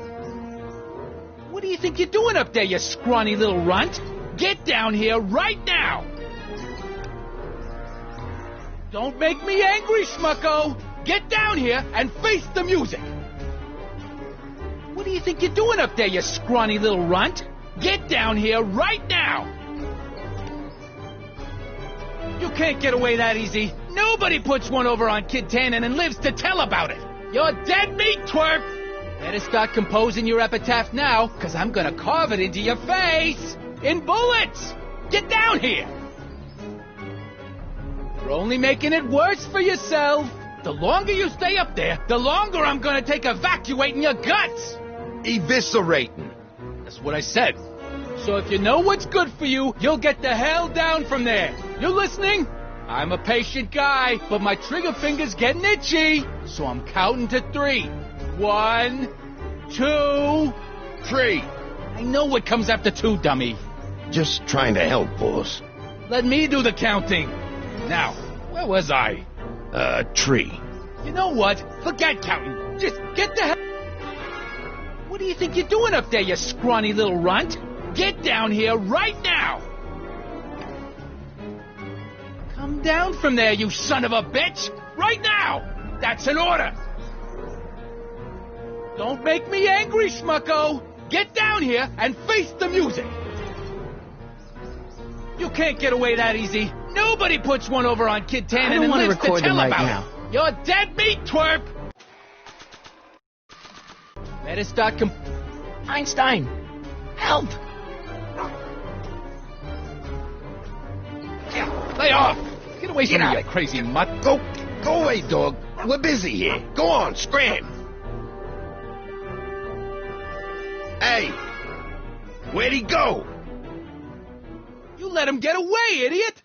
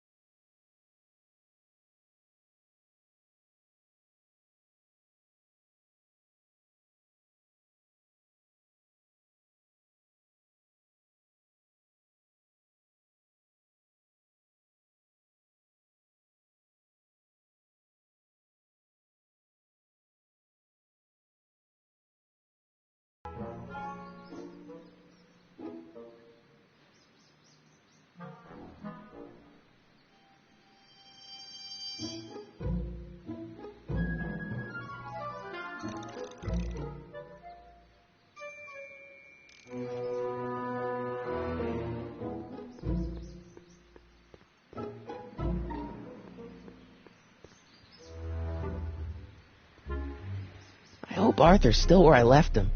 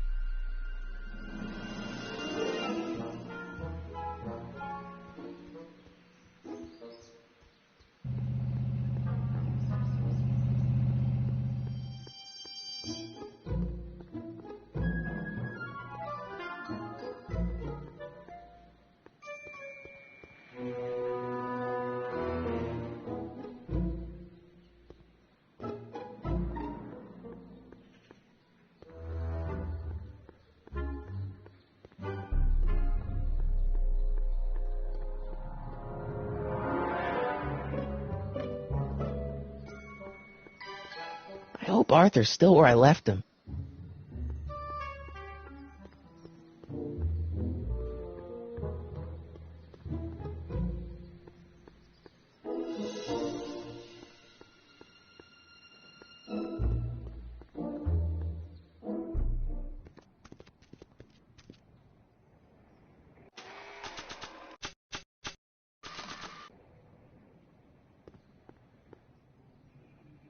Not sure what that...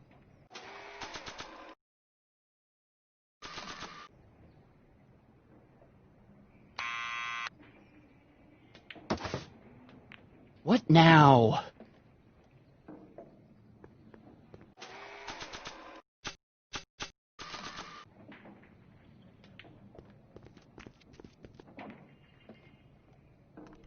What do you think you're doing up there, you scrawny little runt?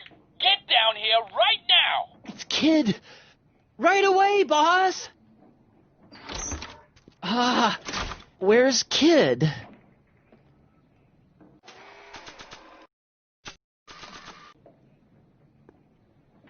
Arthur McFly?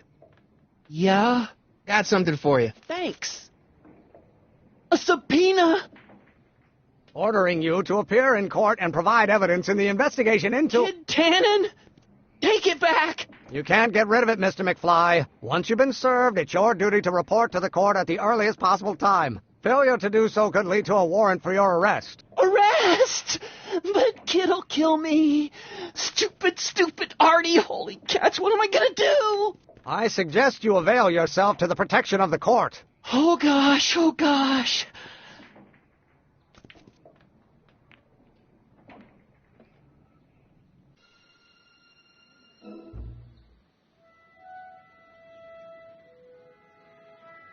Oh, I hate doing stuff like that. But I won't have to much longer. No? Once we get that 190 proof alcohol and build my rocket drill, my future will be set and I'll be able to quit this crummy job. Oh, right.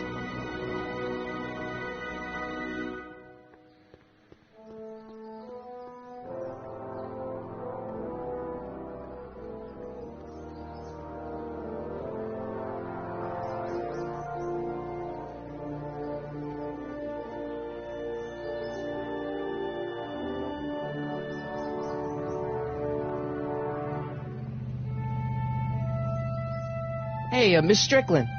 Oh, hello, Mr. Callahan. I'm afraid I haven't much time. The meeting of the Stay Sober Society is due to begin very soon.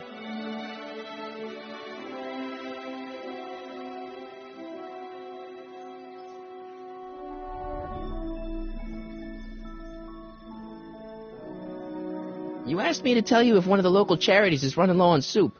Does somebody need a visit from my soup cycle?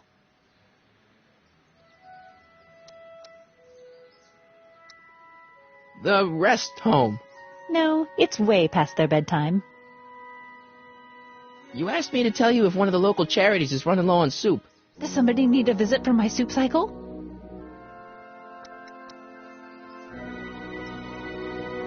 The insane asylum. No, too much soup makes them nervous. You asked me to tell you if one of the local charities is running low on soup. Does somebody need a visit from my soup cycle? The Stay Sober Society. That's right. They'll soon be gathering at the Brown estate, and we haven't provided refreshments. I can't get over the generosity of your friend Emmett volunteering his father's house for our meeting. Huh? Wait there!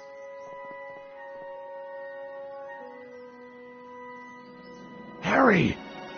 What in the name of Thomas Alva Edison do you think you're doing? Don't you get it? You need alcohol to run your drill, right? Those bootleggers at the soup kitchen won't let us get our hands on any of their hooch. But we can get Miss Strickland to pick it up for us and deliver it right to your door. No, out of the question. Why? I can't just let strangers invade my parents' house. What do we know about these people?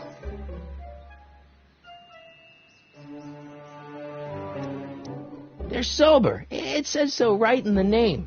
Well, okay, but Pop needs his peace and quiet at the end of the day. This meeting is sure to be too noisy for him.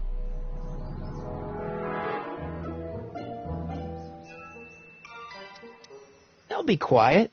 You'll be quiet, right? Oh, yes! I play my tambourine very softly. You hear that? Yes, but... But what? But it's still impossible.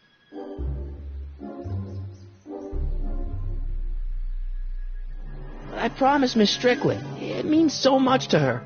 The answer is still no. But think of the Stay Sober Society. What'll happen to them? They can all fall off the wagon for all I care. Okay, forget the whole thing. We don't have to test your rocket-powered drill tonight. We don't? No. I'll take the train back to Washington and I'll tell the folks at the office to give the patent to Dr. McCoy. Wait!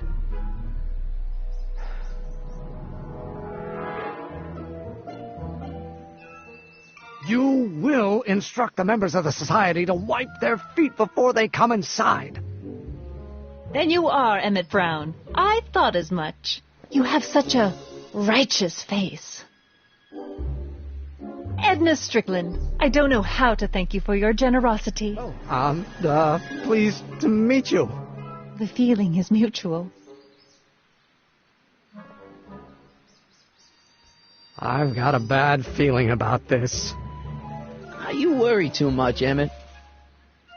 Well, we've served the subpoena and gotten a barrel of booze delivered to your house. Looks like we're off to your lab to build your rocket drill. You do have a lab, right? What kind of future patent holder would I be without a lab? Come on. Doc! I'm off to get the rocket drill. Good. Come on, let's go. Time waits for no man.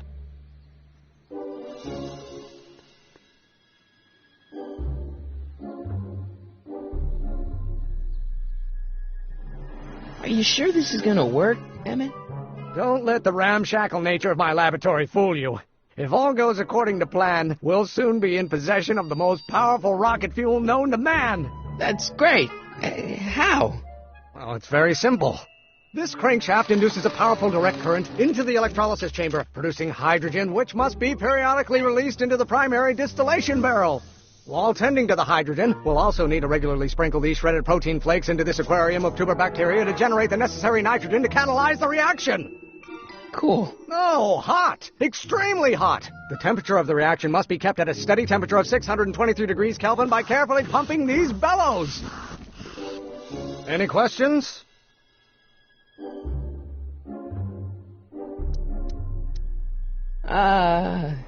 Emmett? Why is there a brace of drunkards gathering on our lawn? Sweet fancy Moses, it's my father! So?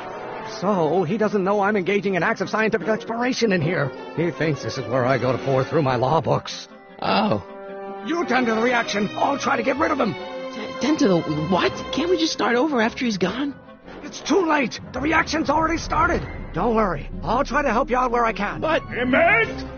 Coming, Father! Father! Don't you father me, child.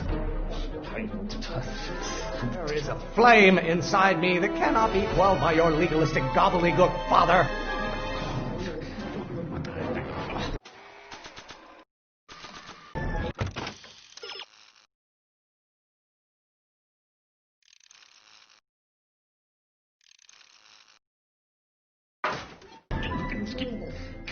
Someday you are going to... You will have to learn.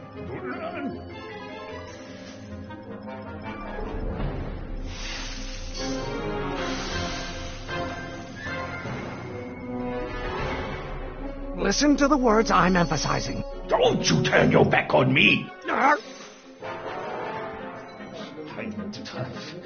Law may be your burning passion, Father, but it is not mine.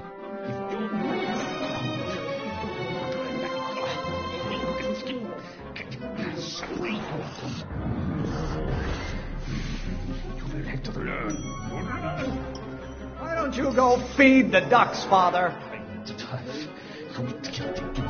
People don't look. Is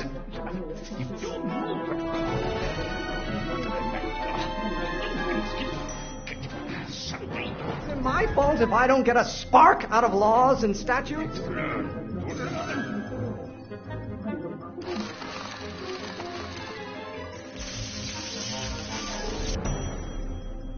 Excellent. Now twist the valve there. Great. We're about a quarter of the way home. Emmett, get back here! Oops. You're going to find out. This may come as a shock to you, Pop, but not everyone wants to be a lawyer. Someday you have children and will not... Pressuring me to be something I'm not. This isn't food for thought, Pop. It's gruel.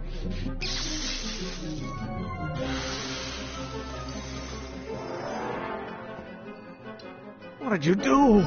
Emmett, who are you talking to in there? No one, Father.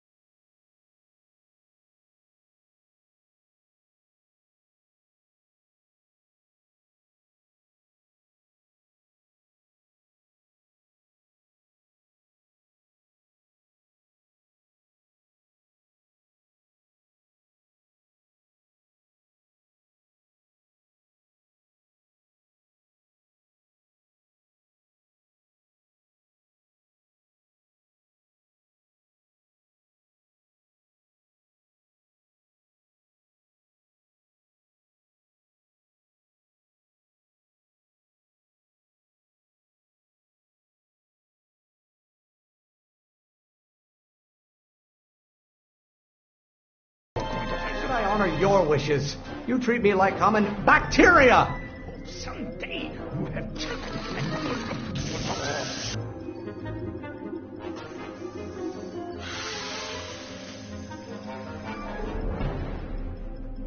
Just pay attention to what I say. Damn it! I'm not through with you yet! You're going to find out. If it weren't for scientists, men like you would still be divining the future with sheep's bladders and goat gizzards. I'm not just another one of your staffers who spins around you like a top. My blood pressure.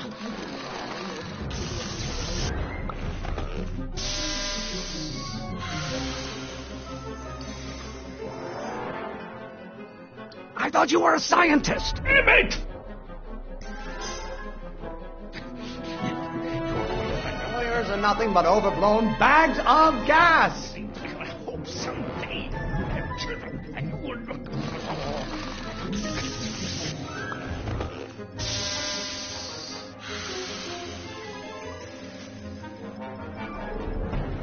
Don't touch anything until I tell you to. Damn it!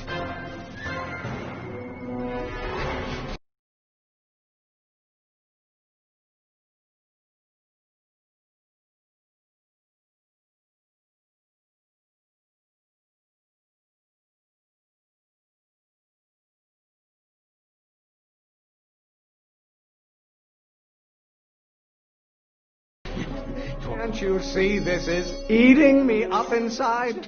What do you call a room full of lawyers trapped in a burning building? A good start!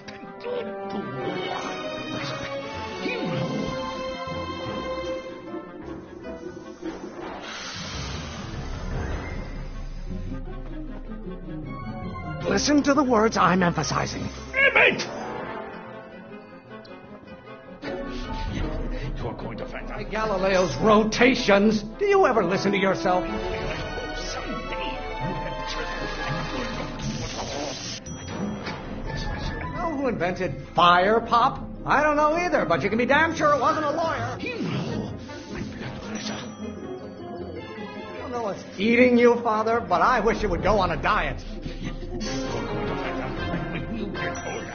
Maybe I should just get struck by lightning. Would that make you happy? Don't you have a release valve on your mouth somewhere?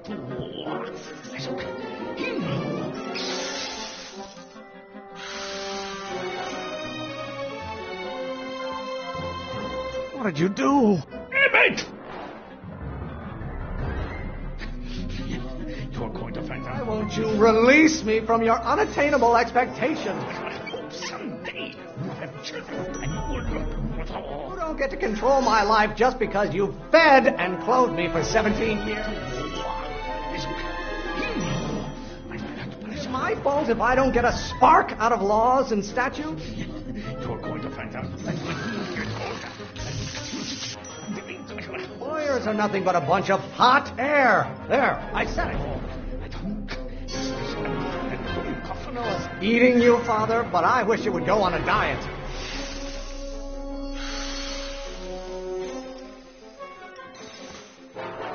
Just pay attention to what I say. Damn it!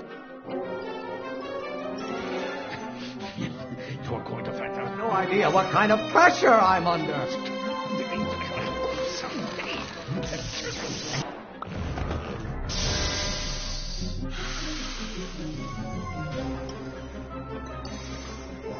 I thought you were a scientist. Damn it! You're going to find out. This may come as a shock to you, Pop, but not everyone wants to be a lawyer. Someday you have children and you will look.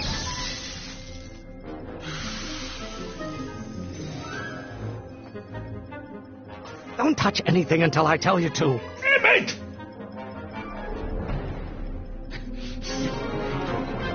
The hotter you get, the more I know I'm right. I hope someday you have children and you will look.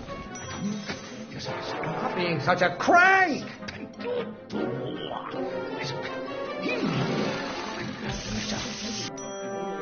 Don't you you have a release valve on your mouth somewhere? You're going to find out when you get older. Stop getting so hot under the collar, Pop.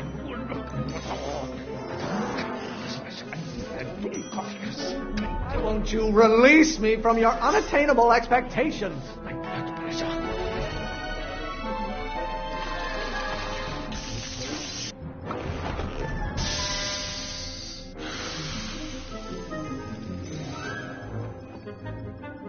Listen to the words I'm emphasizing. Emmett!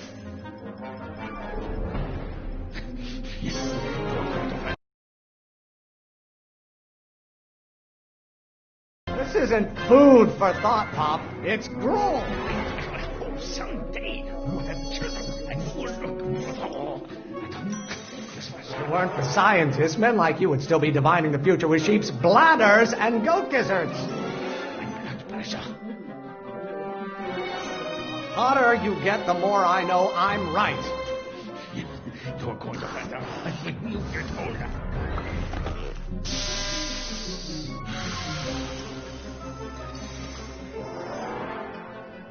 What did you do? Emmett!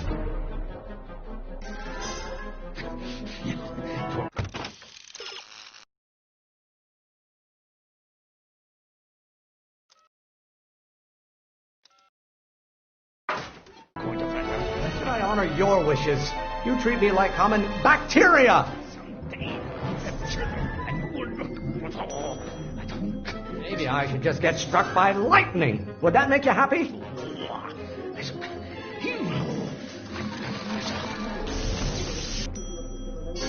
Why don't you go feed the ducks, Father? You're going to find out when you get older. Someday. I have no idea what kind of pressure I'm under.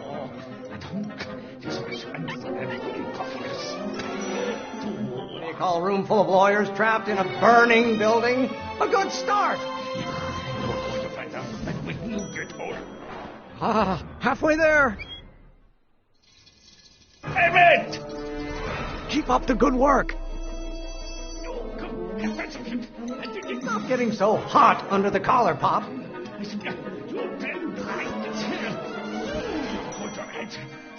Pressuring me to be something I'm not.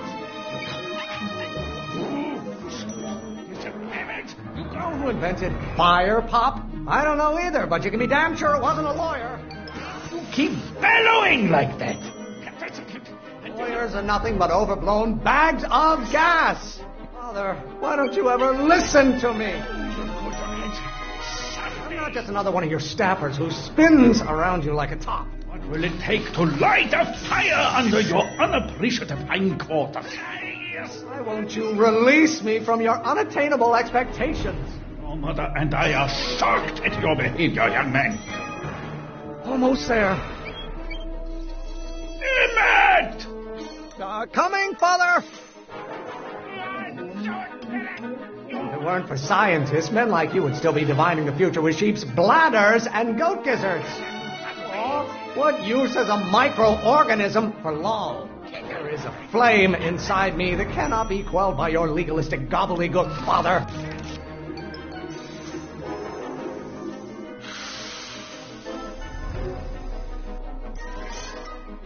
Just pay attention to what I say. Emmett! Do I get a turn to talk, or is this going to be another monologue? Or maybe your burning passion, Father, but it is not mine. Pressuring me to be something I'm not. Galileo's rotations. Do you ever listen to yourself? If you don't like my performance at the courthouse, then fire me. Why must you always scatter condescension my way? Lawyers are nothing but overblown bags of gas. Lawyers are nothing but a bunch of hot air. There, I said it.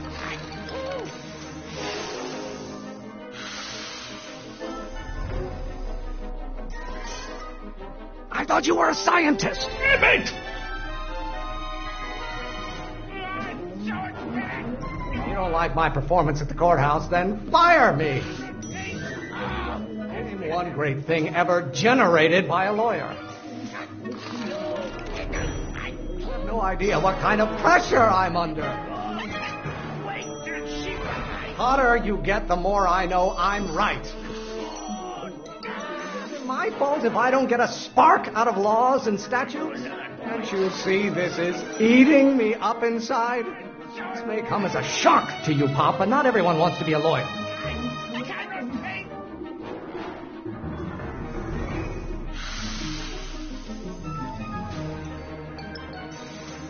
Don't touch anything until I tell you to. Damn it! You really want to vent our dirty laundry in public like this? I strongly object to the current of this conversation, Father.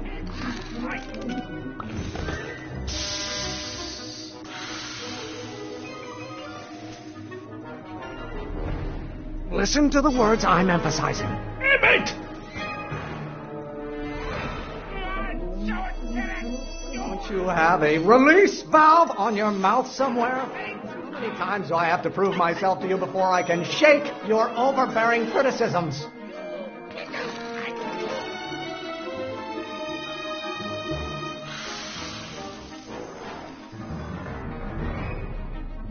What did you do?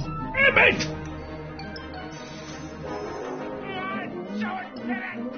Galileo's rotations. Do you ever listen to yourself? You don't get to control my life just because you fed and clothed me for 17 years. You know who invented fire, Pop? I don't know either, but you can be damn sure it wasn't a lawyer. I'm not just another one of your staffers who spins around you like a top.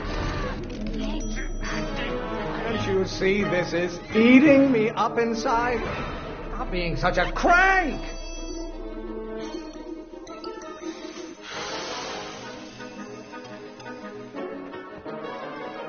Just pay attention to what I say. Damn it! This isn't food for thought, Pop. It's gruel. Stop getting so hot under the collar, Pop. I know it's eating you, Father, but I wish you would go on a diet. Maybe I should just get struck by lightning. Would that make you happy?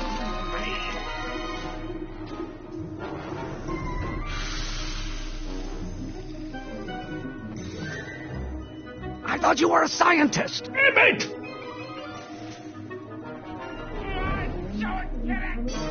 A room full of lawyers trapped in a burning building. A good start. One great thing ever generated by a lawyer. There is a flame inside me that cannot be quelled by your legalistic gobbledygook, Father. Why won't you release me from your unattainable expectations? I get a turn to talk, or is this going to be another monologue? Law? What use is a microorganism for law? I have no idea what kind of pressure I'm under. Lawyers are nothing but a bunch of hot air. There, I said it.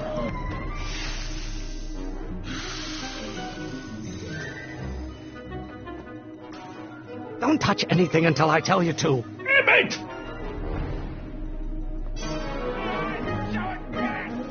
Oh, maybe your burning passion, Father, but it is not.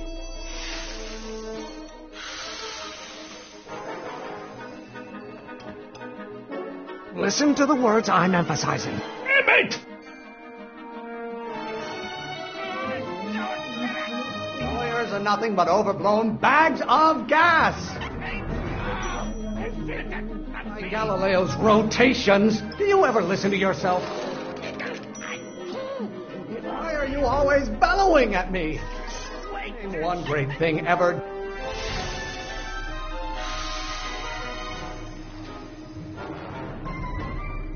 What did you do? Damn it! Stop being such a crank! You really want to vent our dirty laundry in public like this? How many times do I have to prove myself to you before?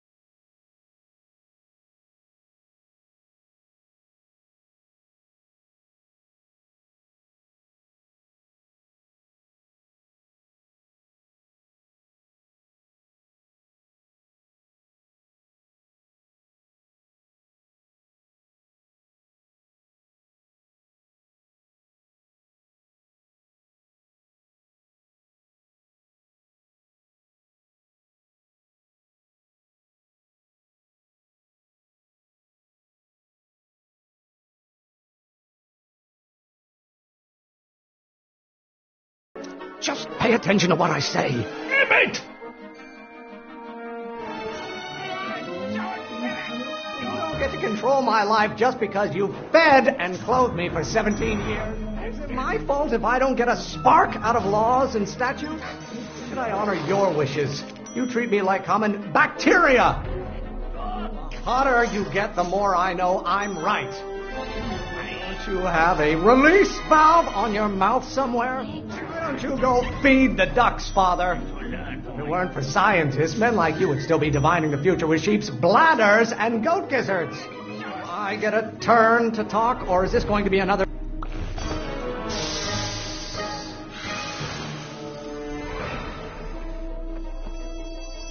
I thought you were a scientist. Damn it! Pressuring me to be something I'm not. Maybe I should just get struck by lightning. Would that make you happy? No idea what kind of pressure I'm under. I strongly object to the current of this conversation, Father. Don't you have a release valve on your mouth somewhere? Lawyers are nothing but a bunch of hot air. There, I said it.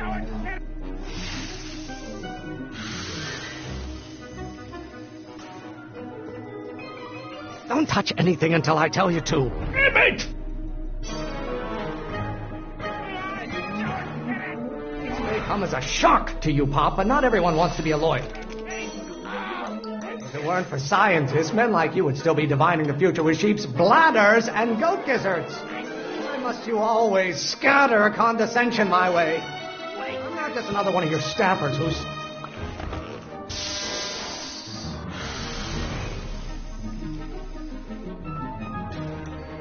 Listen to the words I'm emphasizing. Damn it! This may come as a shock to you, Pop, but not everyone wants to be a lawyer. Law may be your burning passion, Father, but it is not mine. Lawyers are nothing but overblown bags of gas. If you don't like my performance at the courthouse, then fire me. Really want to vent our dirty laundry in public like this?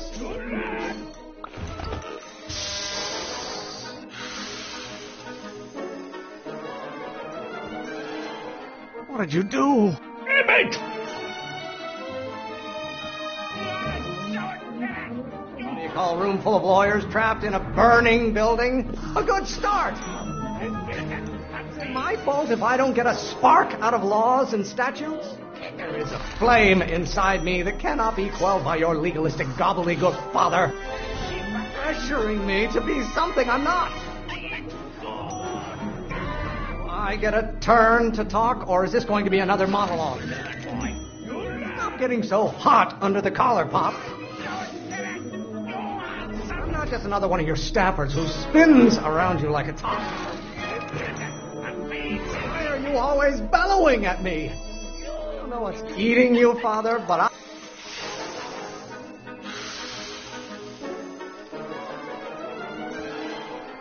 Just pay attention to what I say. Damn it!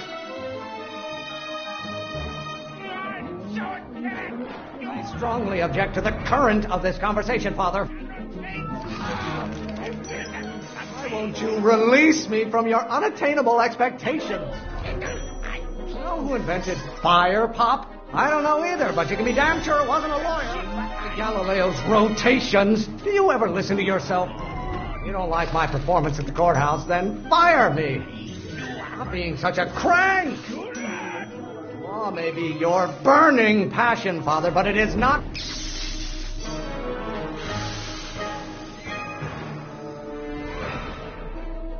I thought you were a scientist. Damn it!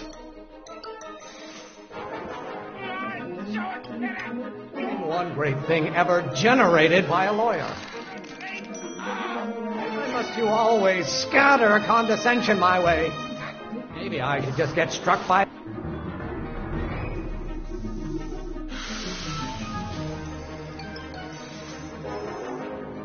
Don't touch anything until I tell you to. Damn it!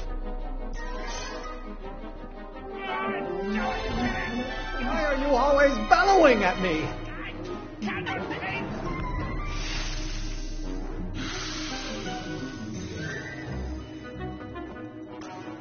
Listen to the words I'm emphasizing. Emmett! If it weren't for scientists, men like you would still be divining the future with sheep's bladders and goat gizzards. There is a flame inside me that cannot be quelled by your...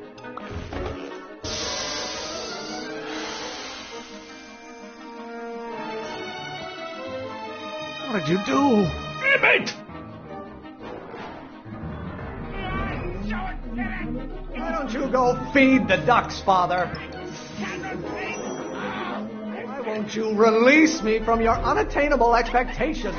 The hotter you get, the more I know I'm right.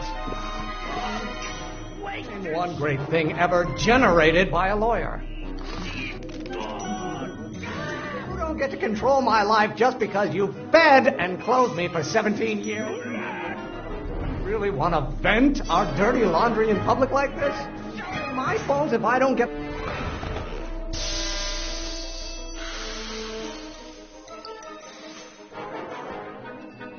Just pay attention to what I say. Emmett! Lawyers are nothing but a bunch of hot air. There, I said it.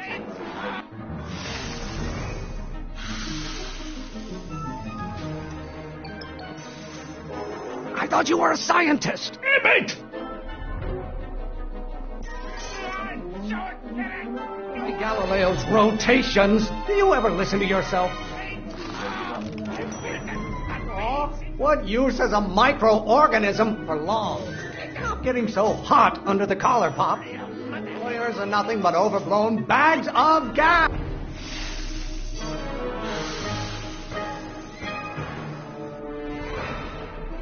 Don't touch anything until I tell you to. Emmett!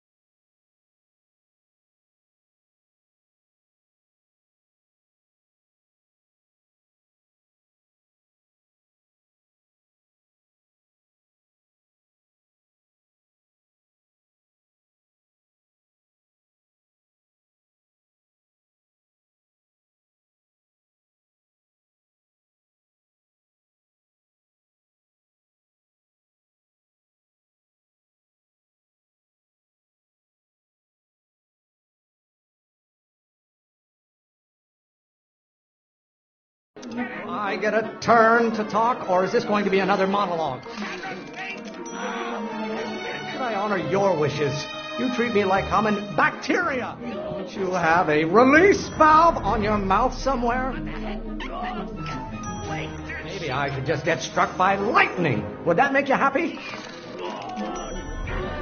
How many times do I have to prove myself to you before I can shake your overbearing criticisms? I'm not just another one of your staffers who spins around you like a top. Pressuring me to be something I'm not. Can't you see this is eating me up inside? It may come as a shock to you, Pop, but not every...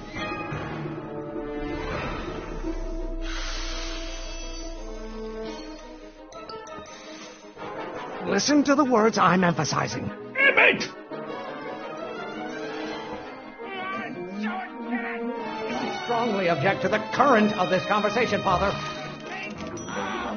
This isn't food for thought, Pop. It's gruel. Stop being such a crang. You call a room full of lawyers trapped in a...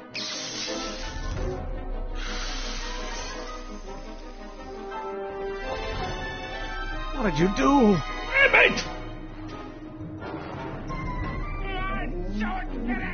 Can't you see this is eating me up inside?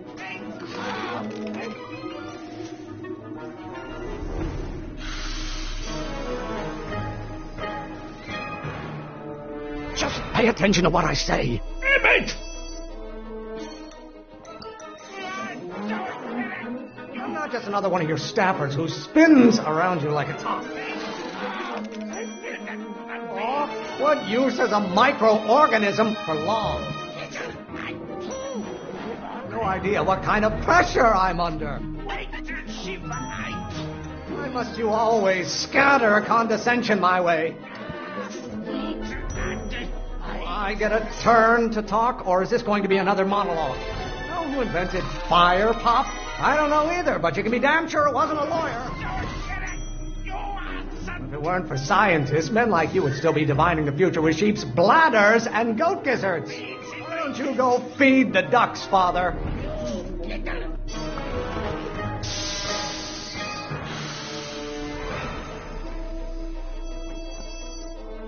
I thought you were a scientist. Emmett! I know it's eating you, Father, but I wish it would go on a diet. Lawyers are nothing but a bunch of hot air.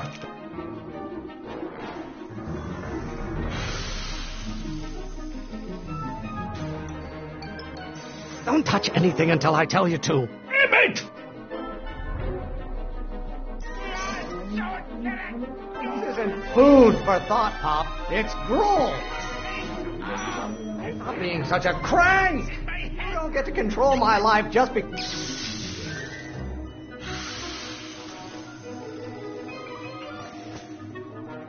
Listen to the words I'm emphasizing. Emmett!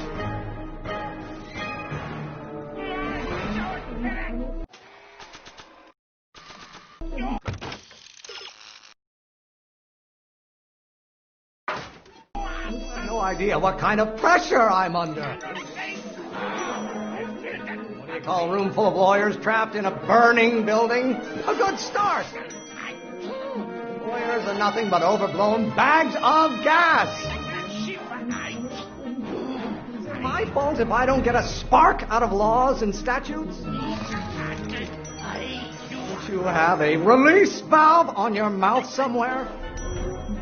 Stop getting so hot under the collar, Pop.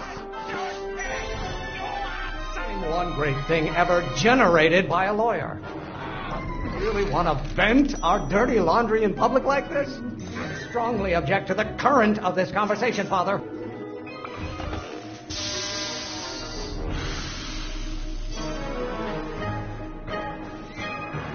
What did you do? Emmett!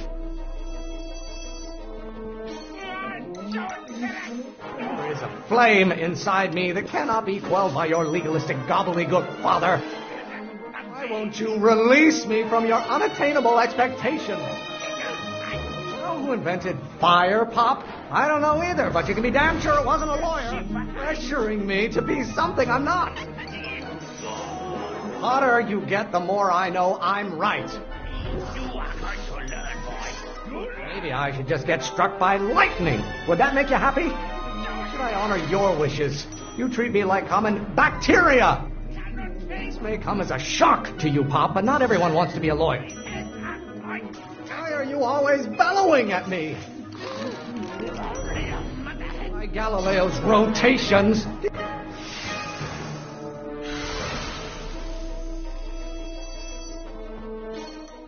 Just pay attention to what I say. Emmett! How many times do I have to prove myself to you before I can shake your overbearing criticisms? Not being such a crang! Lawyers are nothing but overblown bags of gas! Why must you always scatter condescension my way? If it weren't for scientists, men like you would still be divining the future with sheep's bladders and goat gizzards.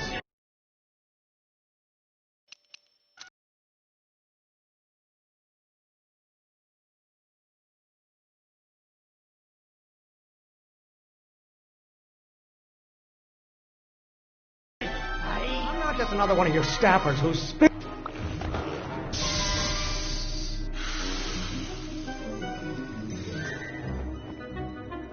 I thought you were a scientist. Emmett! Don't you have a release valve on your mouth somewhere? You don't like my performance at the courthouse, then fire me. Why don't you go feed the ducks, Father? Why won't you release me from your unattainable expectations? Maybe I should just get struck by lightning. Would that make you happy? Or maybe your burning passion, Father, but it is not mine. How many times do I have to prove myself to you before I can shake your overbearing...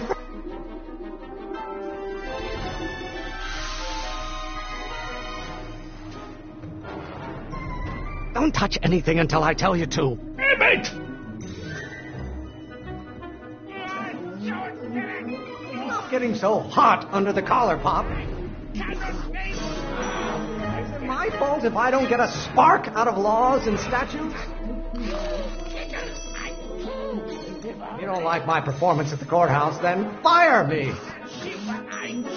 Can't you see this is eating me up inside? There is a flame inside.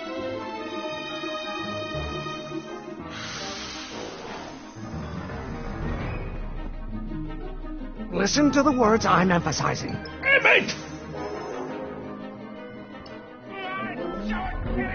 You really want to vent our dirty laundry in public like this?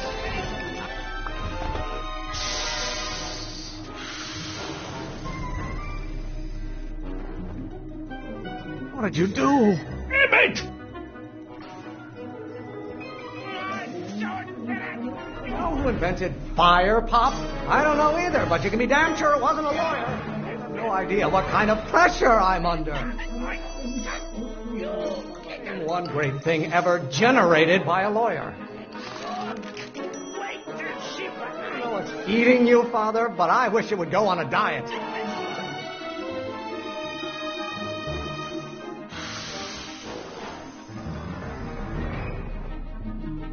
Just pay attention to what I say. Emmett! The hotter you get, the more I know I'm right. Pressuring me to be something I'm not. Why are you always bellowing at me? You really want to vent?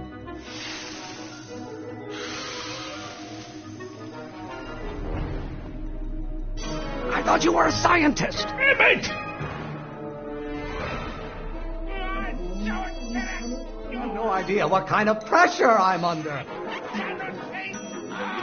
Do I get a turn to talk, or is this going to be another monologue? This isn't food for thought, Pop. It's gruel. If it weren't for scientists, men like you would still be divining the future with sheep's bladders and goat gizzards. Or maybe your burning passion.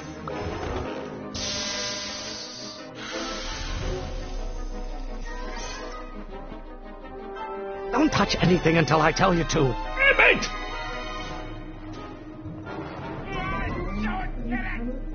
pressuring me to be something I'm not. Oh, what use is a microorganism for long? Don't you have a release valve on your mouth somewhere? You don't get to control my life just because you fed and clothed me for 17 years. Why won't you release me from your unattainable expectations? I strongly object to the current of this conversation, Father. What do you call a room full of lawyers trapped in a burning building? A good start. Galileo's rotations. Do you ever listen to yourself? Lawyers are nothing but a bunch of hot air. There, I said it.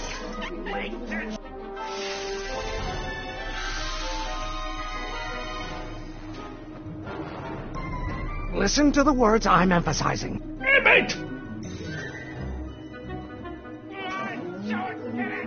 Lawyers are nothing but overblown bags of gas. This may come as a shock to you, Pop, but not everyone wants to be a lawyer. Stop getting so hot under the collar, Pop. Should I honor your wishes? You treat me like common bacteria. Who invented fire, Pop? I don't know either, but you can be damn sure it wasn't a lawyer. Don't you have a release valve on your mouth somewhere? Is it my fault if I don't get a spark out of laws and statutes? Really want to vent our dirty laundry in public like this?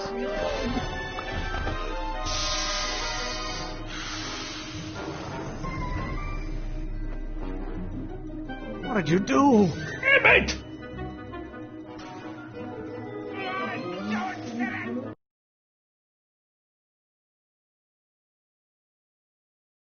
How many times do I have to prove myself to you before I can shake your overbearing criticisms?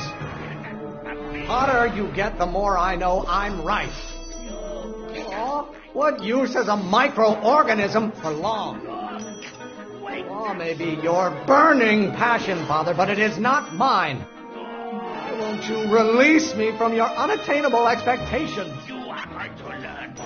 This isn't food for thought, Pop. It's gruel.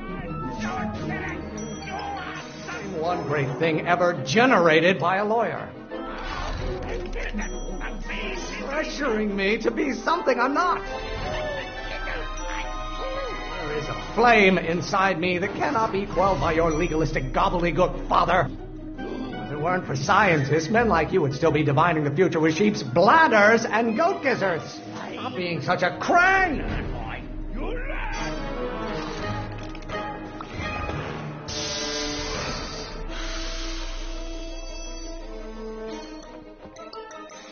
Just pay attention to what I say. Emmett! This may come as a shock to you, Pop, but not everyone wants to be a lawyer. You don't get to control my life just because you fed and clothed me for 17 years. You have no idea what kind of pressure I'm under. I get a turn to talk, or is this going to be another monologue? Lawyers are nothing but overblown bags of gas. Should I honor your wishes? You treat me like common bacteria. You don't like my performance at the courthouse, then fire me. Pressuring me to be something I'm not. Why are you always bellowing at me? Lawyers are nothing but overblown.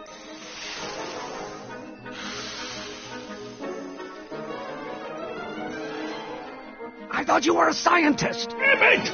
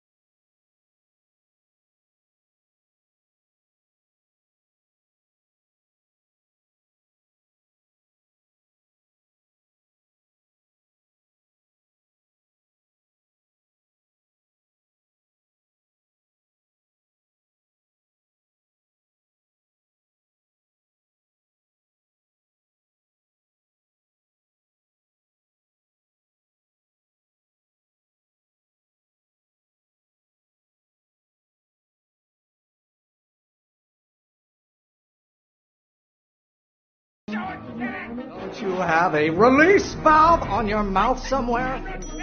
By Galileo's rotations, do you ever listen to yourself? Can't you see this is eating me up inside? If it weren't for scientists, men like you would still be divining the future with sheep's bladders and goat gizzards. I'm not just another one of your staffers who spins around you like a top.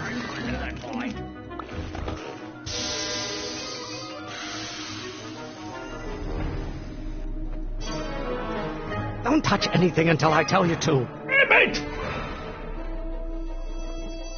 I know it's eating you, Father, but I wish you would go on a diet.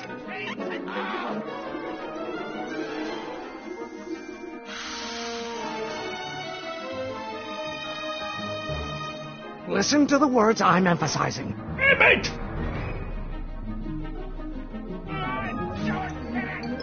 You call a room full of lawyers trapped in a burning building a good start. No idea what kind of pressure I'm under. Maybe I should just get struck by lightning. Would that make you happy? Lawyers are nothing but a bunch of hot air. There, I said it.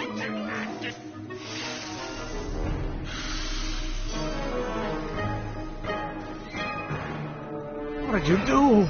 Mate! Oh, maybe your burning passion, Father, but it is not mine. I strongly object to the current of this conversation, Father. Why must you always scatter condescension my way?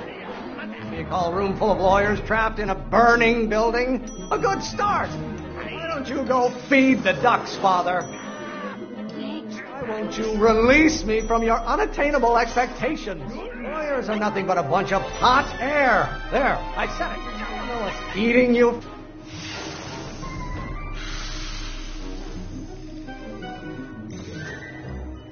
Just pay attention to what I say.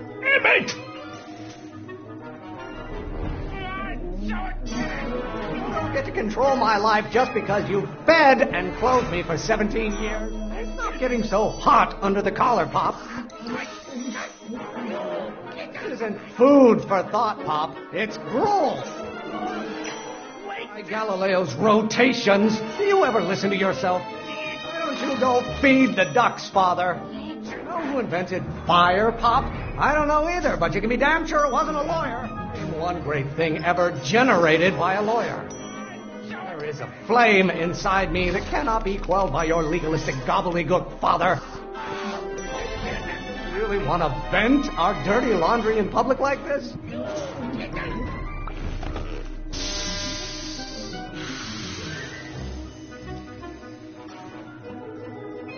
I thought you were a scientist. Mate! Why must you always scatter condescension my way? Why are you always bellowing at me?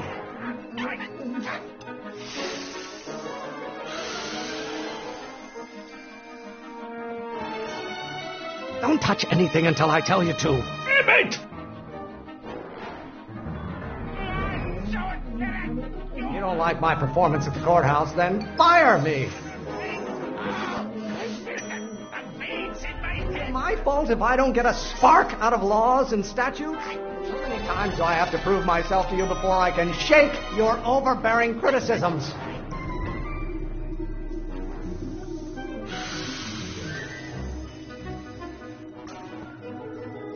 Listen to the words I'm emphasizing. Mate! I'm not just another one of your staffers who spins around you like a top. Why won't you release me from your unattainable expectations? Law? What use is a microorganism for law? I strongly object to the current of this conversation, Father. You really want to vent our dirty laundry in public like this?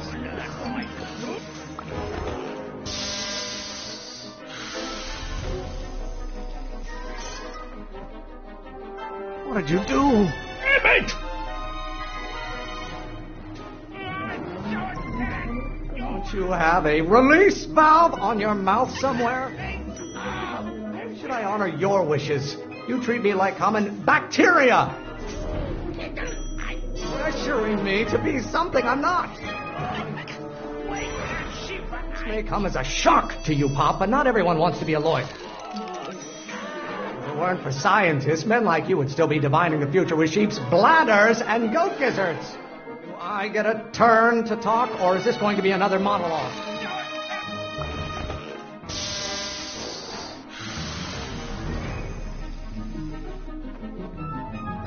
Just pay attention to what I say. Damn it! The hotter you get, the more I know I'm right. Lawyers are nothing but overblown bags of gas. Why are you always bellowing?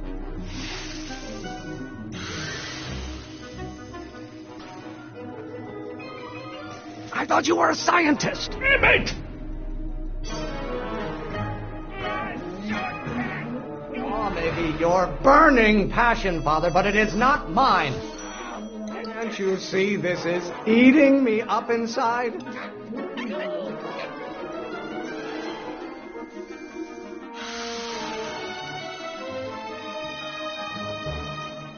Don't touch anything until I tell you to. Damn it! You have no idea what kind of pressure I'm under. Lawyers are nothing but a bunch of hot air. There, I said it. You don't get to control my life.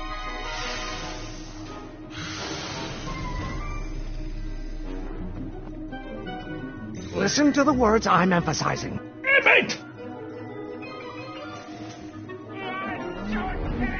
You call a room full of lawyers trapped in a burning building a good start. Stop being such a crank. Can't you see this is eating me up inside?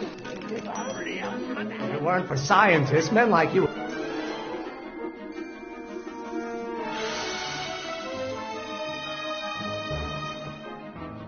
What did you do?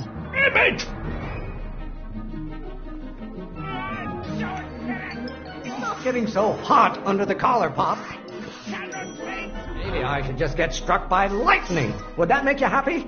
I know it's eating you, Father, but I wish it would go on a diet.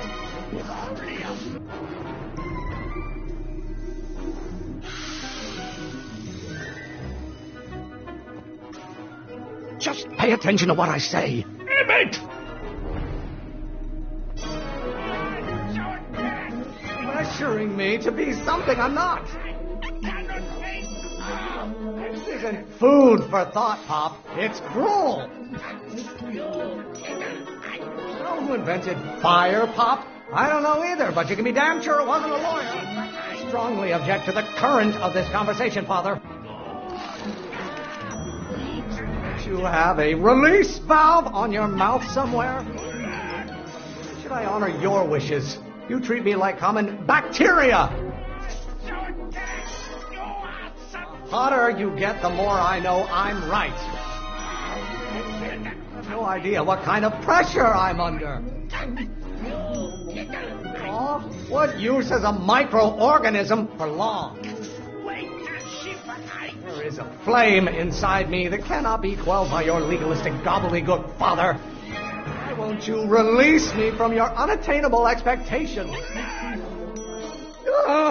I'm afraid we'll have to take this up later, Pop. My soup's about to boil over. What? This isn't over, young man. Whew. Are you okay? You and your dad sounded... It was an argument we should have had a long time ago. We... Oh! Oh! What?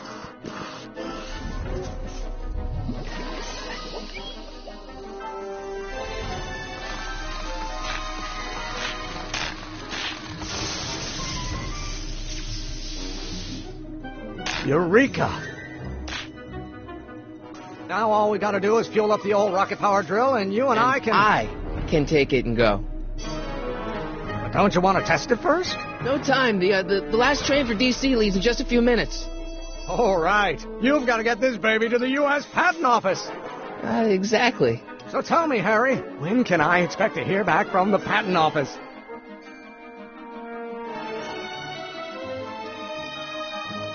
Oh, in about, I'd say...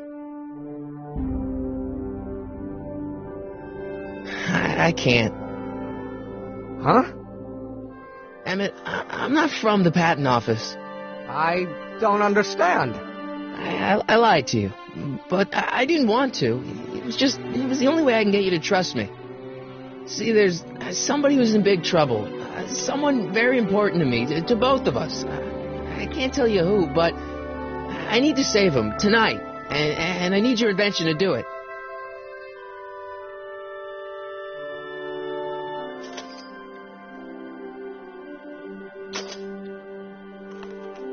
I'll get it back to you, I promise. And, Emmett, you're gonna be a great inventor.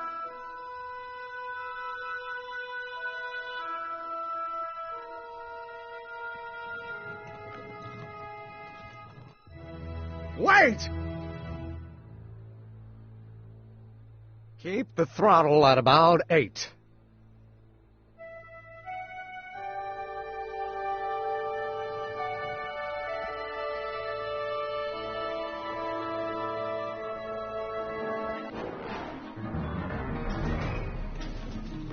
Okay, Doc, I got the drill. Now let's get you out of here. Come on, start.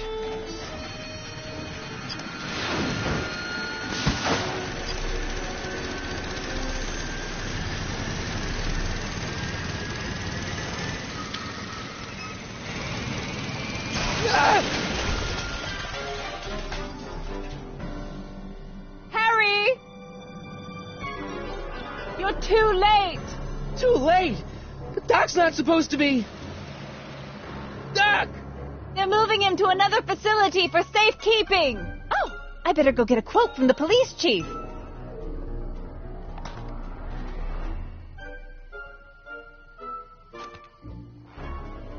Paddy wagon intercepted, suspect slain, and they're still after him. But how am I going to rescue him now?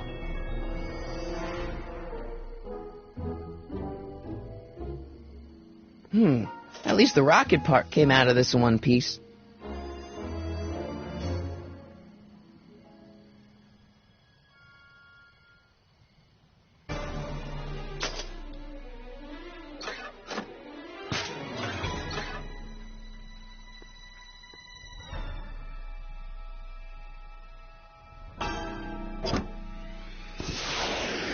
All right, I'm coming, Doc.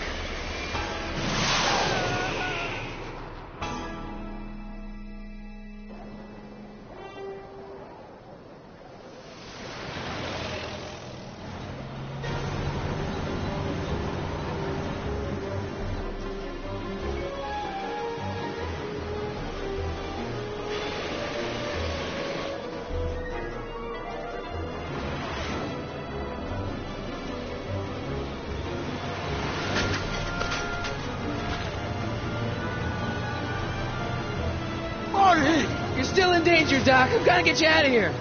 What's that? I said you're still in danger. Never mind, never mind.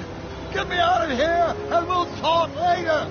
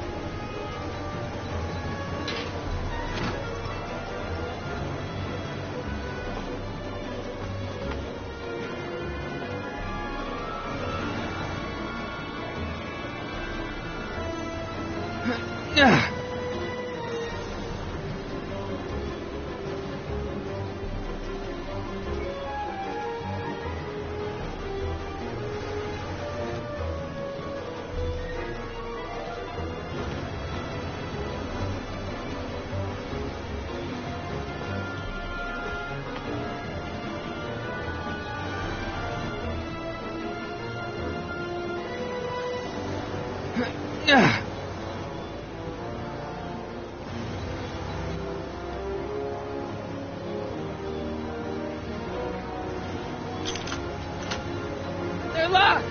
I know!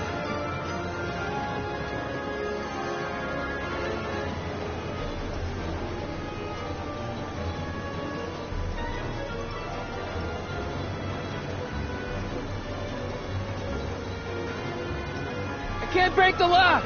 There's a key, but it's probably up front. Don't worry, Doc. I'll get you out. Be careful, Marty. I'll be back. I'll wait right here.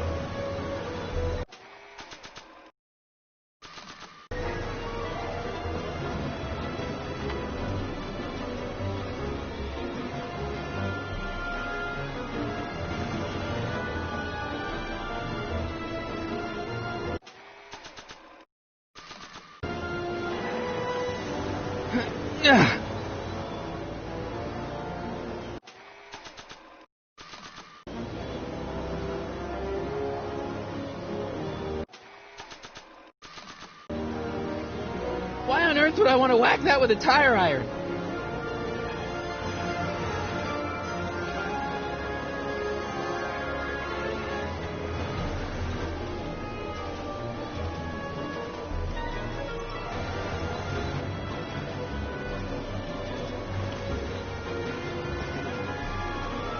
Why on earth would I want to whack that with a tire iron?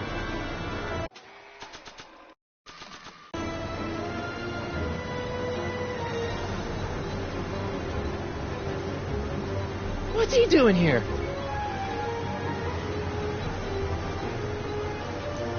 Keys. The window's shut tight.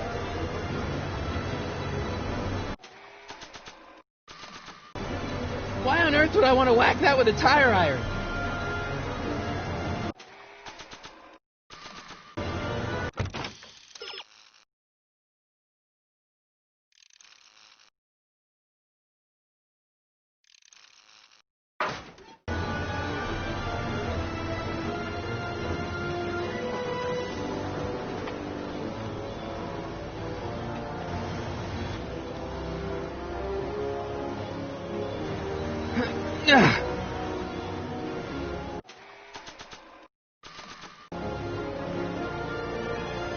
Why on earth would I want to whack that with a tire iron?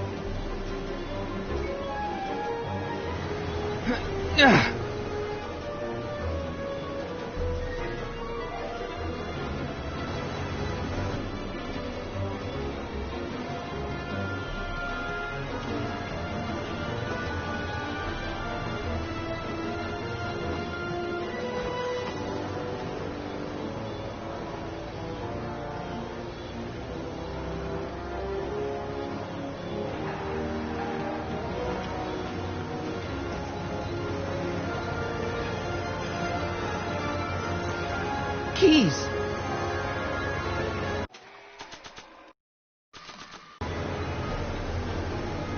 Why on earth would I want to whack that with a tire iron?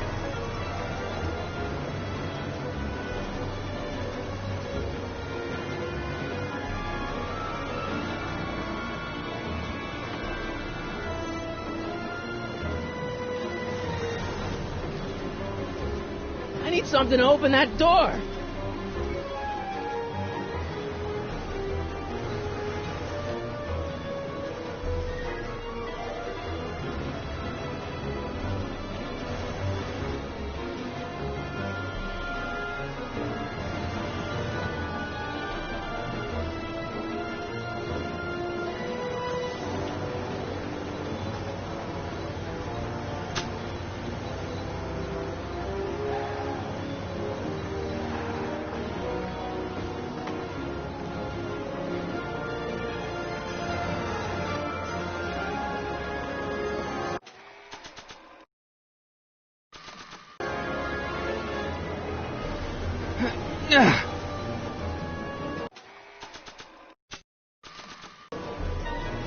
earth would I want to whack that with a tire iron?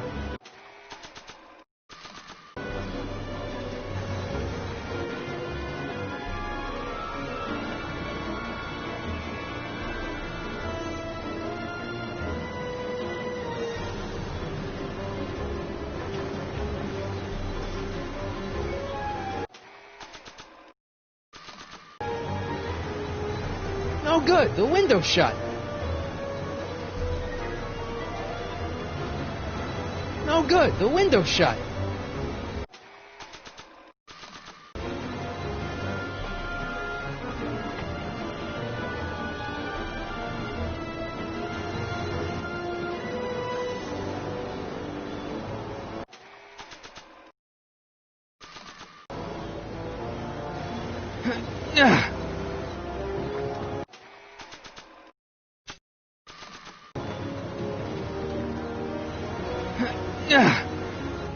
Why on earth would I want to whack that with a tire iron?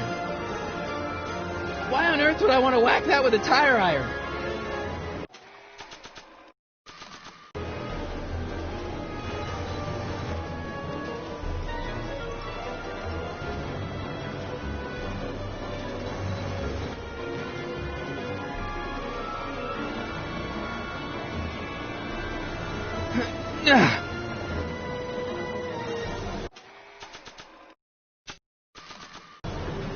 Why on earth would I want to whack that with a tire iron?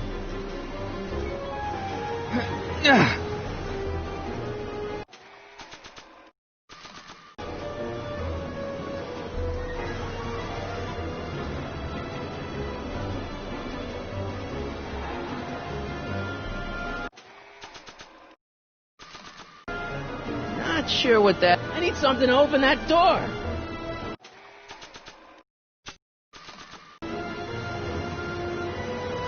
They won't budge.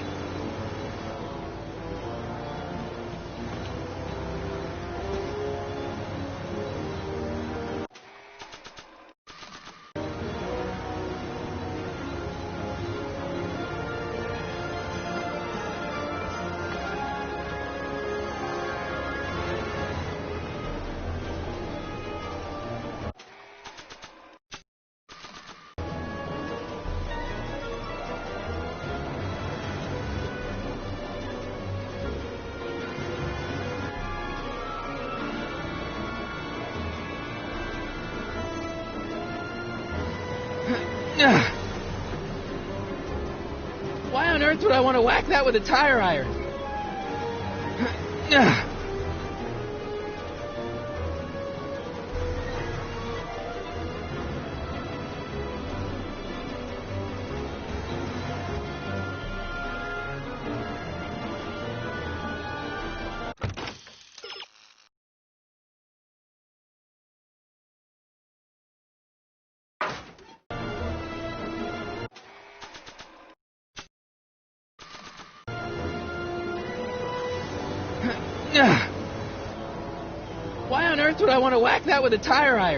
Why on earth would I want to whack that with a tire iron? Why on earth would I want to whack that with a tire iron?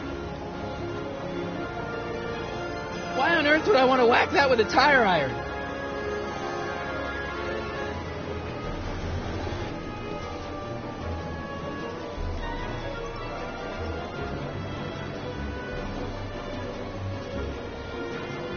Why on earth would I want to whack that with a tire iron?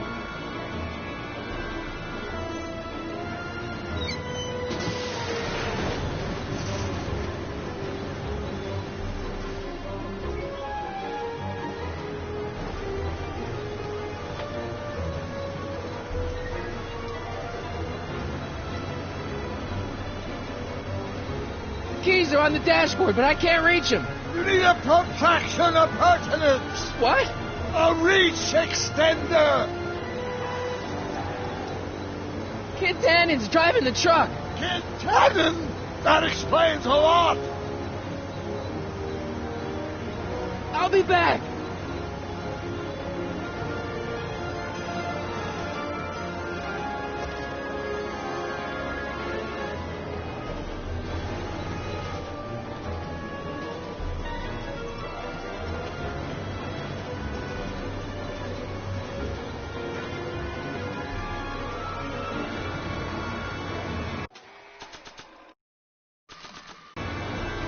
don't think throwing the hubcap at that would do any good.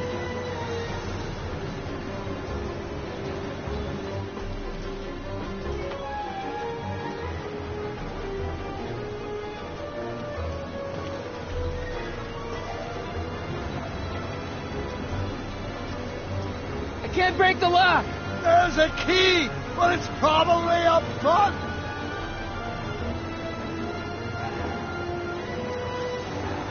The keys are on the dashboard, but I can't reach them. You need a protraction appurtenance. What? A reach extender. I'll be back.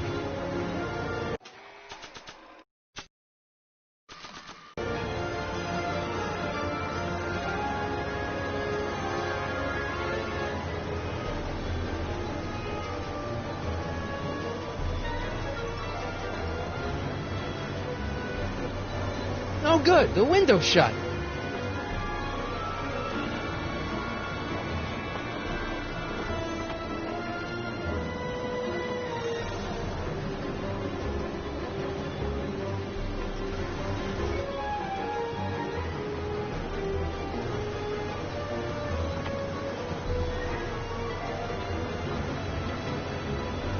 Not sure what that...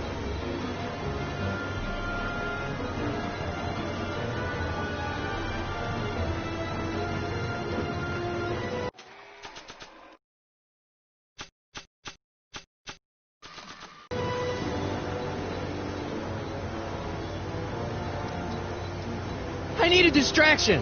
Leave it to me. Hey, driver. You're driving too fast. Watch how you take those curves. What are you trying to do? Kill me? Not quick enough.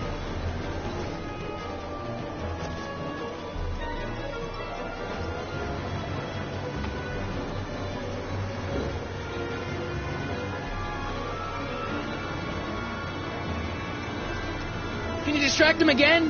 No problem. Hey, driver. I demand to know where you're taking me.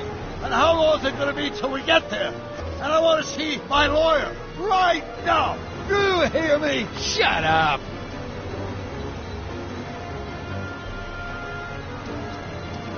Can you distract him again? No problem. Hey, driver. I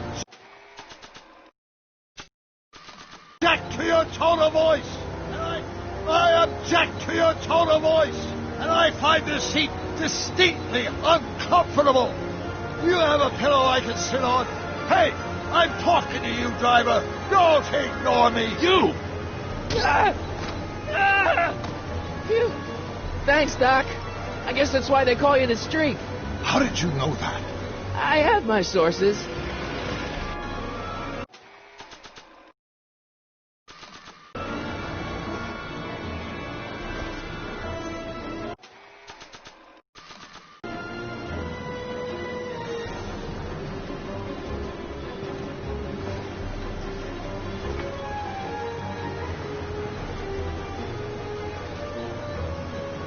Not sure what that...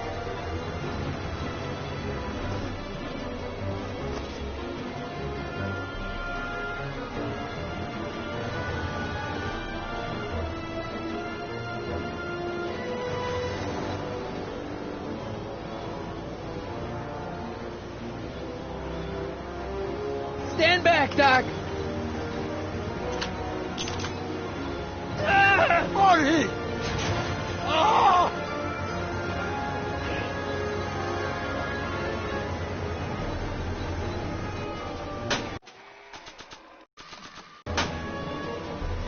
I don't think throwing the hubcap at that would do any Eat good. lead, Sagan.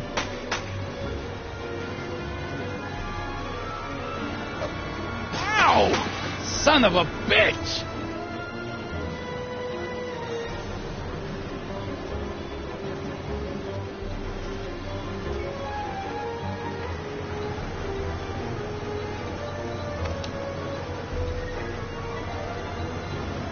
How you doing, Doc? Hang in there!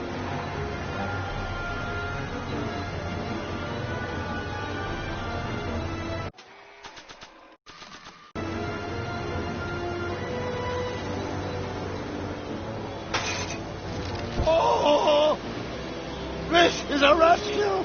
That's the idea. Doc! What?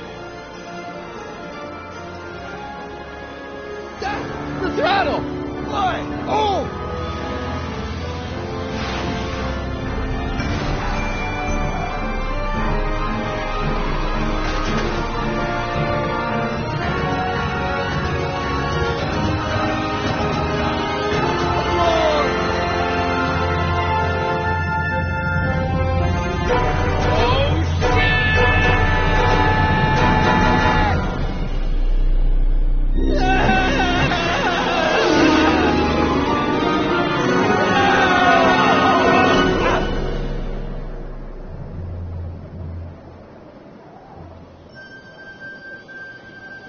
Doc! Are you okay? I'm fine. But I wonder what sorts of bizarre repercussions my younger self's invention of a flying bicycle will have on the timeline. Did you know that would happen? I had a suspicion. I never could keep those rockets from exploding. So, what do we do now? Now we get back to 1986 before our interactions with the past inevitably cascade into a calamitous future. Where'd you leave Einstein? Doc? He's not in the pound, is he? No, I think we've got bigger problems right now. Great Scott!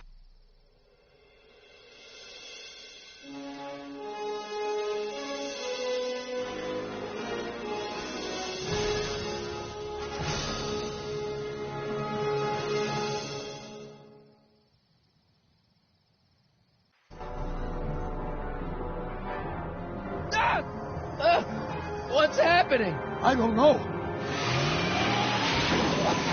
We'll have to be careful not to run into ourselves. Hey, fellas.